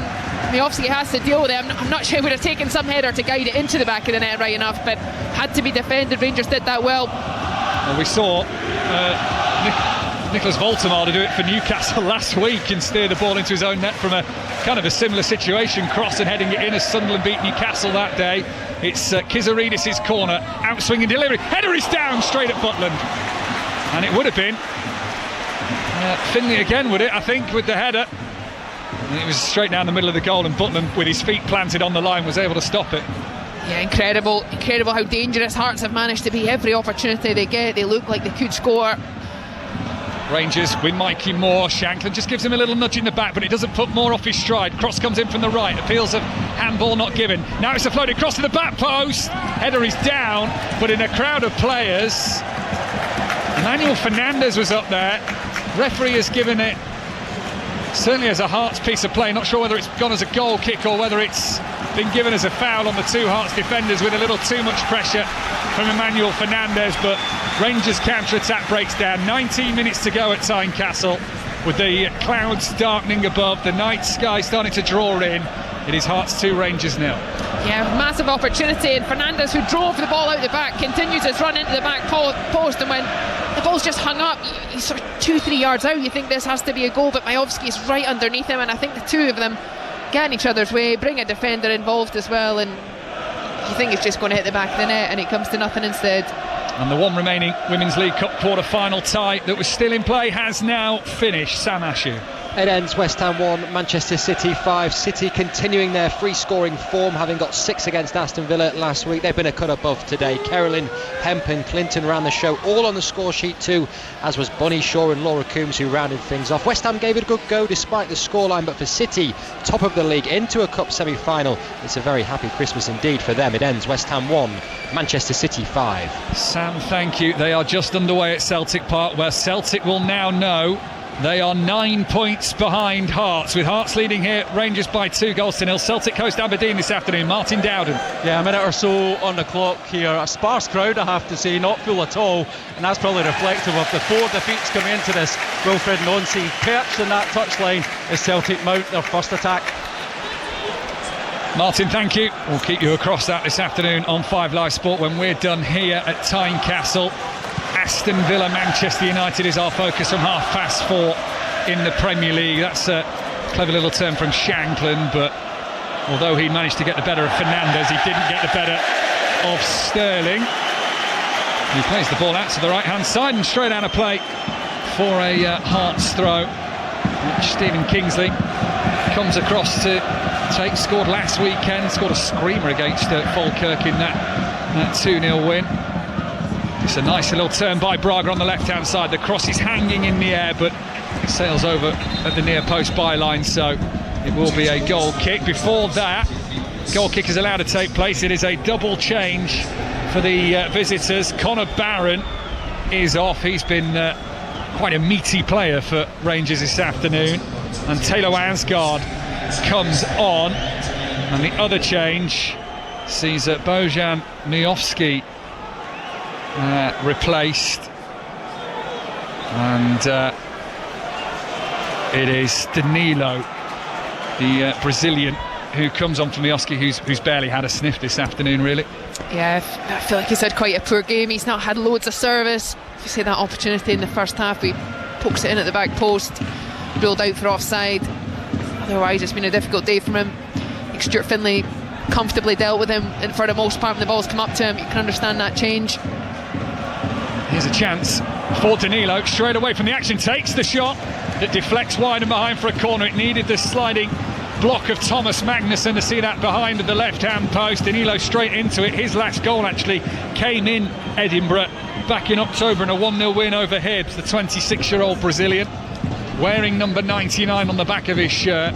Corner then to Rangers, near side the left. The other substitute, Taylor Asgard, is preparing to take it. It is a right arm raised from him, and into the 6-yard box it goes. Charging in was Fernandez. He flicked it on, but well wide of the right hand post. It'll be a goal kick. Dangerous early this time, right into the middle of the 6-yard box, and Fernandez attacks it well, but marshalled again by the Hearts defence, and it's difficult for him to do any more than he can do, and can't glance it on target. Tony McInnes on the edge of his, well, not on the edge of his technical area, he's on the edge of the pitch. frantically gesticulating his arms and bows his head to the floor. He hasn't made a change yet, sticking to the rhythm of his side perhaps, and happy with the way they're performing. They're leading by 2-0, quarter of an hour to go. There isn't any need for Derek McInnes to make any changes. No, but equally, there will be an element of there's been a lot of hard work, a lot of yards covered, and Rangers themselves have made a lot of changes, so potentially start thinking about just fresh legs in order to just remain competitive, because so far today Hearts have been so good at that. A little too aggressive from Claudio Braga, just brings down Nico Raskin 10 yards or so inside the Hearts half. Rangers choose to go short. Fernandes, sweeping ball low along the ground to Taylor Asgard with his brown hair tied back in a ponytail, tries the reverse pass. There's a deflection on that carries it into the path of Max Aarons on the right hand side. An appeal that went out of play by the Hearts fans close to the action behind that goal. Away to our left, Mikey Moore will get to the byline first, crosses it in first time, right footed towards Danilo.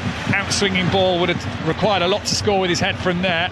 Moving in field is Gassama, gets a push from Shankland, referee not interested, and now there's a foot race on here between Kizaridis and Magoma. The Brentford loanee of Magoma eats up the yards and recovers the ball for Rangers. Yeah, he did really well, and just talking about no changes, Hearts have dropped into a back five. Mikey Moore, right corner of the penalty area, sneaks into the box, his cross blocked at source, it rebounds to Aarons, and the looping cross is looping because it takes another deflection off a Hearts boot. It's a Rangers corner. Yeah, just it's McEntee that's dropped into right back. Steinwender's just become a third centre back, and I'll just be for game management, not because maybe they feel under so much pressure per se, more just to manage the game, be more difficult to break down. So Taylor Asgard on corner duty again for the visitors, who are 2-0 down. Right-footed in swinging, again Fernandes is the target. Again Hearts are able to clear it, but for how long? Head tennis inside the penalty area. Shankland the last to it. Kizaridis with a clever little touch to turn out to the outside, but they've won it back of Rangers through Danilo. It's not convincing at all in controlling the ball here from Hearts. Nudged through to Raskin, central position. Here is Asgard up against Magnuson. Asgard with a shuffle of the boots. Might have claimed that he was stamped on there. He certainly lifted his right foot in the air after evading one challenge, and ball runs on through for the Hearts goalkeeper Alexander Swallow. Yeah, another wrong decision from Asgard. 3v1 there, you could identify that, and if that's the case, it's likely that someone else is free. Can you put the ball into the box? Taylor Asgard, who moved after just 6 months at Luton Town in the summer from a Wigan man. Here's Mikey Moore. This stadium's got a bit of a feel of DW around it. Very square stadium, 4 single-tiered stands, locked in at the corners by the floodlights. There's an injury here to a Hearts player down on the edge of the centre circle. Medics have been waved on. Yeah, I think it's Claudio Braga. He just ran into the back of Asgard, or Asgard backed into him, maybe more was the case. I don't think it is a foul. Hearts fans won't agree with that, but I think it's just one of these ones they come together and state of the game. You're 2-0 up. Braga just also using this as an opportunity to speak to the referee, slow the game down, and certainly will be fine to continue. Hearts substitutes getting a huge rapture from the fans behind our goal to our right hand side in the Goldie stand as they go through their warm-ups. Braga is okay, but we'll have to wait the allotted time on the halfway line, right down in front of us, our vantage point at the back of the Wheatfield stand. Great view in this tight stadium. It is close to the touchline, it is hostile when it needs to be. Danilo out, allowed to turn but can't feed the ball through from midway inside the Hearts half. Braga back on the field, instantly waves that he wants the ball. Touch in field, takes him past Raskin, but Braga's all on his own up front here. Fernandes sticks out a leg. It's a good challenge from the Rangers centre-back. Ball played out to the left by the home side, bypasses Magnuson, won't reach Braga, just on the edge of the 18-yard box in a central position. What a little touch that was from Devlin. Didn't come off for him, but just dragged the ball behind him on his right boot, controlling it out of the air. Rangers now have the ball. They're trailing 2-0 rather, with 10 minutes to go. Yeah, and it feels just like Rangers as Raskin just sends the ball straight out of play. They just are running out of ideas, and Danny Röhl today, he's tried different systems, he's moved personnel about, he's tried to make dynamic changes as the game's progressed, but you'd have to say Hearts have been excellent all over the pitch. They've probably won the individual battle, they've been far more effective in either penalty box, and ultimately Rangers haven't been able to handle that. 2 goals in the first half from Stuart Findlay and Lawrence Shanklin have Hearts 2-0 up. Rangers are going to make their 4th change and bring off Dujon Sterling. And his afternoon is over from the defence as Danny Röhl switches things up again. It is Clinton Enciala, who comes on in his place, the Frenchman. He was kind of banished from the squad under Russell Martin, made his first appearance of the season on Monday in that win over Hibs. The Edinburgh double isn't on for Rangers in back-to-back games. They're trailing by 2-0, 9 minutes to go here on BBC Radio 5 Live. Aston Villa against Manchester United to come. Rangers play it across their back line. They need to start shifting the ball forward with more intensity. Slid through by Raskin. The pace is there from Gassama, who pulls it back. And player in the way for Hearts does their job. And huge hugs between the defensive line there. That job was marshalled well by Frankie Kent. Just kind of stood still in the box. And it's done the work for Hearts defensively. Double change now for the home side. Thomas Magnuson is the first number up on the board to come off. Standing ovation from all 4 sides of Tynecastle. Claudio Braga also off. His hard work done this afternoon. Benny Beningame is one of the duo that are coming on for Derek McInnes' side. And Beningame, who is returning after a little spell on the sidelines. They got him onto the training pitch on Friday, and now he's able to get some minutes. And Alan Forrest is on too for Hearts. Yeah, and just some sensible changes. Pretty much like for like, you'd think. Beningame just will be solid in that midfield, has to just do a task, cover the ground, intercept those balls and just free the front 4 again. Forrest, of course, just naturally in this wide area. Beningame's first game since the start of November.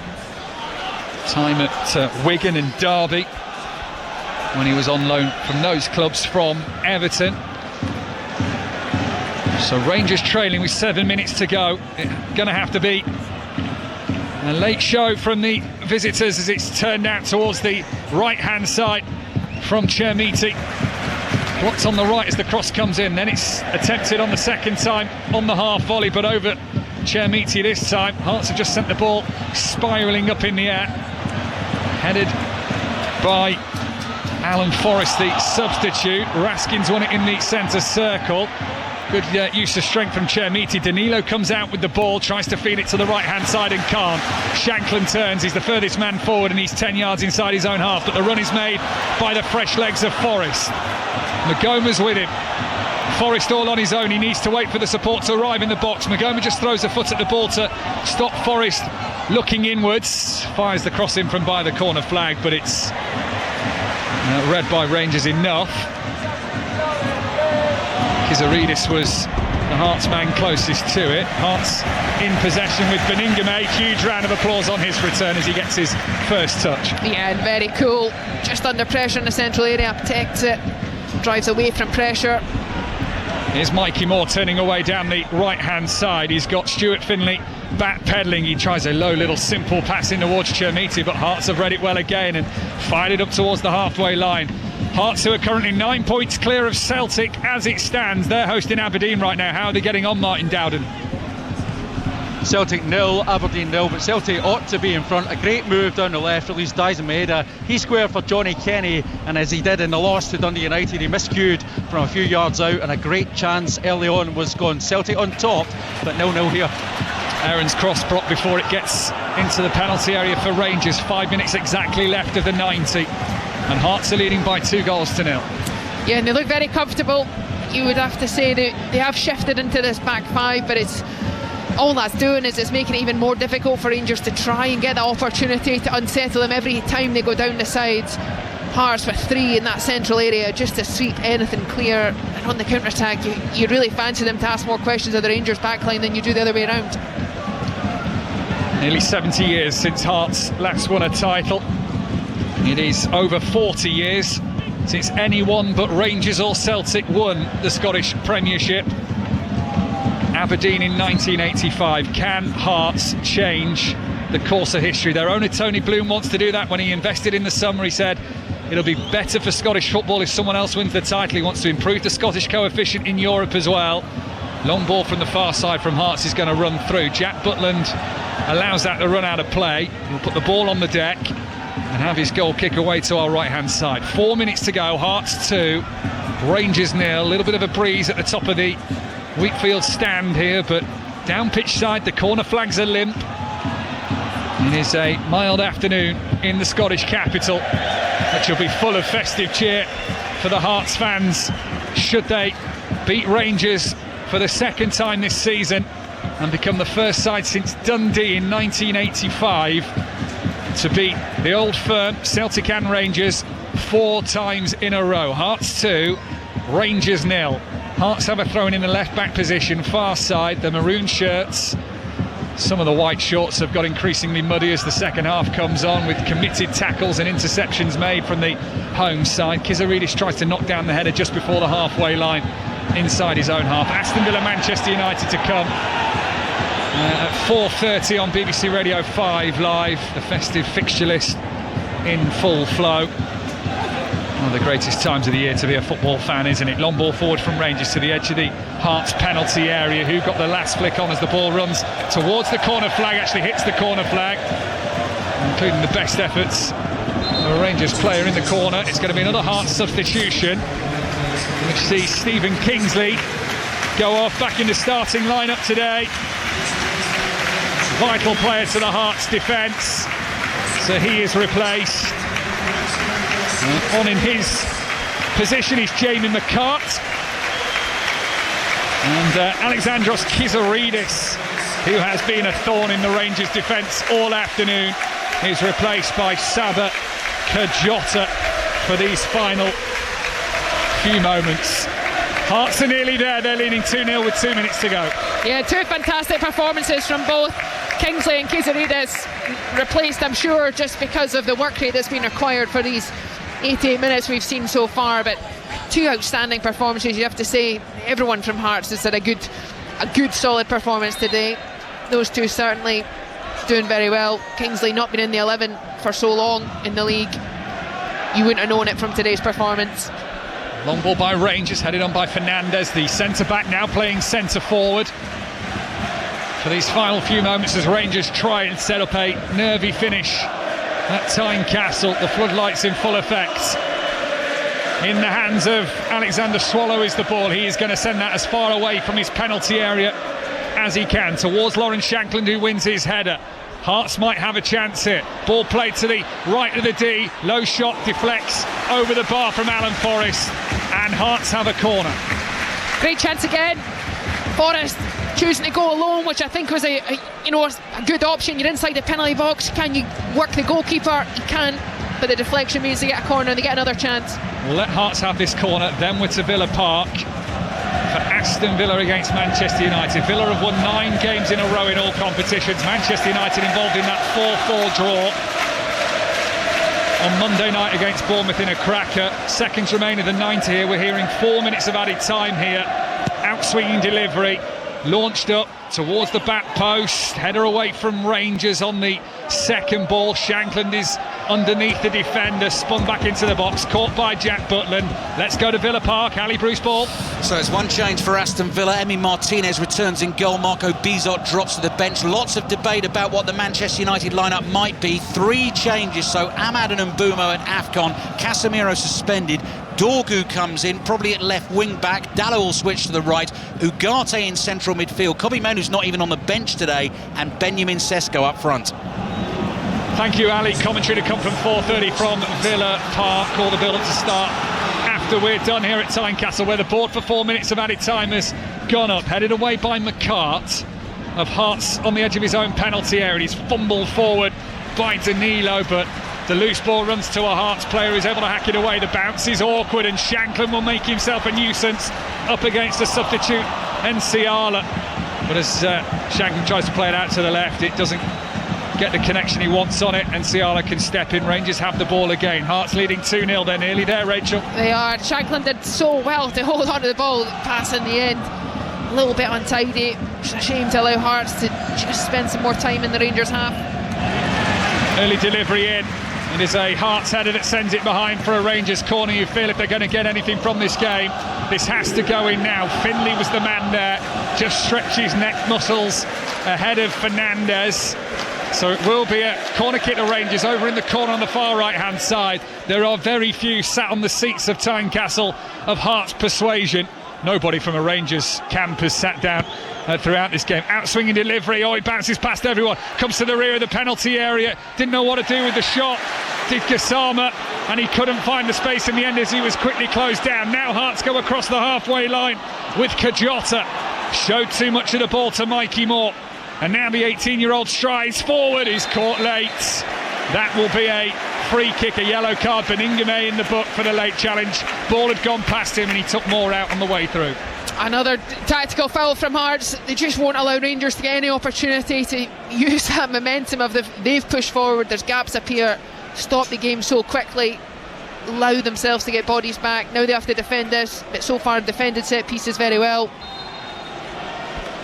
So this free kick to Hearts midway inside the Rangers half, left of centre. Mikey Moore whips it in with pace over everybody, past everybody, behind for a goal kick. And that's good news for the Hearts fans, not so good for Rangers. Most of Tynecastle, 90% of Tynecastle isn't bothered. They're going to make one final change as well, and it is the man who got the second goal this afternoon, Lawrence Shanklin, who is going to go off to a standing ovation. He quickly spins around to applaud all four sides of Tynecastle that salute him back. Elton Kabangu is going to come on for the final few minutes, the Belgian. With the job done, Finlay and Shanklin in the first half have secured the 3 points for Hearts. Yeah, another excellent performance from Shanklin. It's not just been his goal, which was a wonderful finish, it's been his contribution around that. He's been lively, balls have come up to him, he's held them in, he's one touch, two touch, used the people around him. Excellent again from him. Header flicked on from McEntee. Playing out to McCart on the left-hand side. Slid down the line for Forrest. Now McCart was caught late here. Referee has a decision to make. It was on the halfway line. Wasn't necessarily a goal-denying opportunity. Yellow card is shown to Mikey Moore. That's just the frustration you'd have to imagine. It's late. Just the follow-through. Catches McCart. Mikey Moore today, certainly in the second half, he's not really been involved. That free kick, we just saw him take the win over everybody. Poor again from Rangers, and that'll be the frustration from Danny Rowe. The efficiency in the ball has been poor. They've been too slow to move it in possession. Set pieces have been very, very wasteful. They're on their feet around Tynecastle, arms applauding above their heads, scarves rotating in the air. And if you can't find a scarf, find a Santa hat, find anything. As the 4 minutes of added time are up, the ball bounces awkwardly towards Swallows' goal. Rangers have two racing onto it. Rangers have scored. Leighton Chermiti tucks it past the Hearts goalkeeper. Barely a celebration from the Rangers fans. Chermiti runs straight back towards the halfway line. 4 minutes of added time were shown. The 4 minutes were up as Chermiti scores. Hearts 2, Rangers 1. Yeah, it's probably the first time that Rangers have actually managed to send the ball forward that's forced Hearts to turn and face their own goal and have the chance to run onto anything. And Kent, you have to say, makes a mess of it. He chooses to try and head it back to his goalkeeper. The ball's bouncing by the time he heads it slowly. Can't get enough on it, and Chermiti just sweeps it up. It's a cool finish, but it's all too late, you'd imagine. What time is left? Hearts go back to their goalkeeper from kick-off. It's launched long. It is all over. It is a happy Hearts Christmas. Tynecastle is on top of the Premiership Castle. Come Christmas Day and maybe more. Believing in Santa may be an option. Believing Hearts can win the Premiership might no longer be. It is another famous win.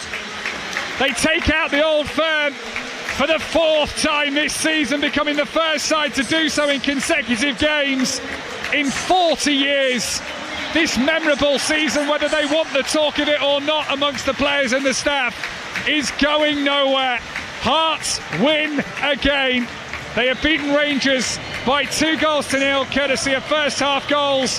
Firstly from the header Stuart Finlay, and then from the tight angle from Lawrence Shanklin. They hit Rangers hard and quick towards the end of the first half, and it is damage done.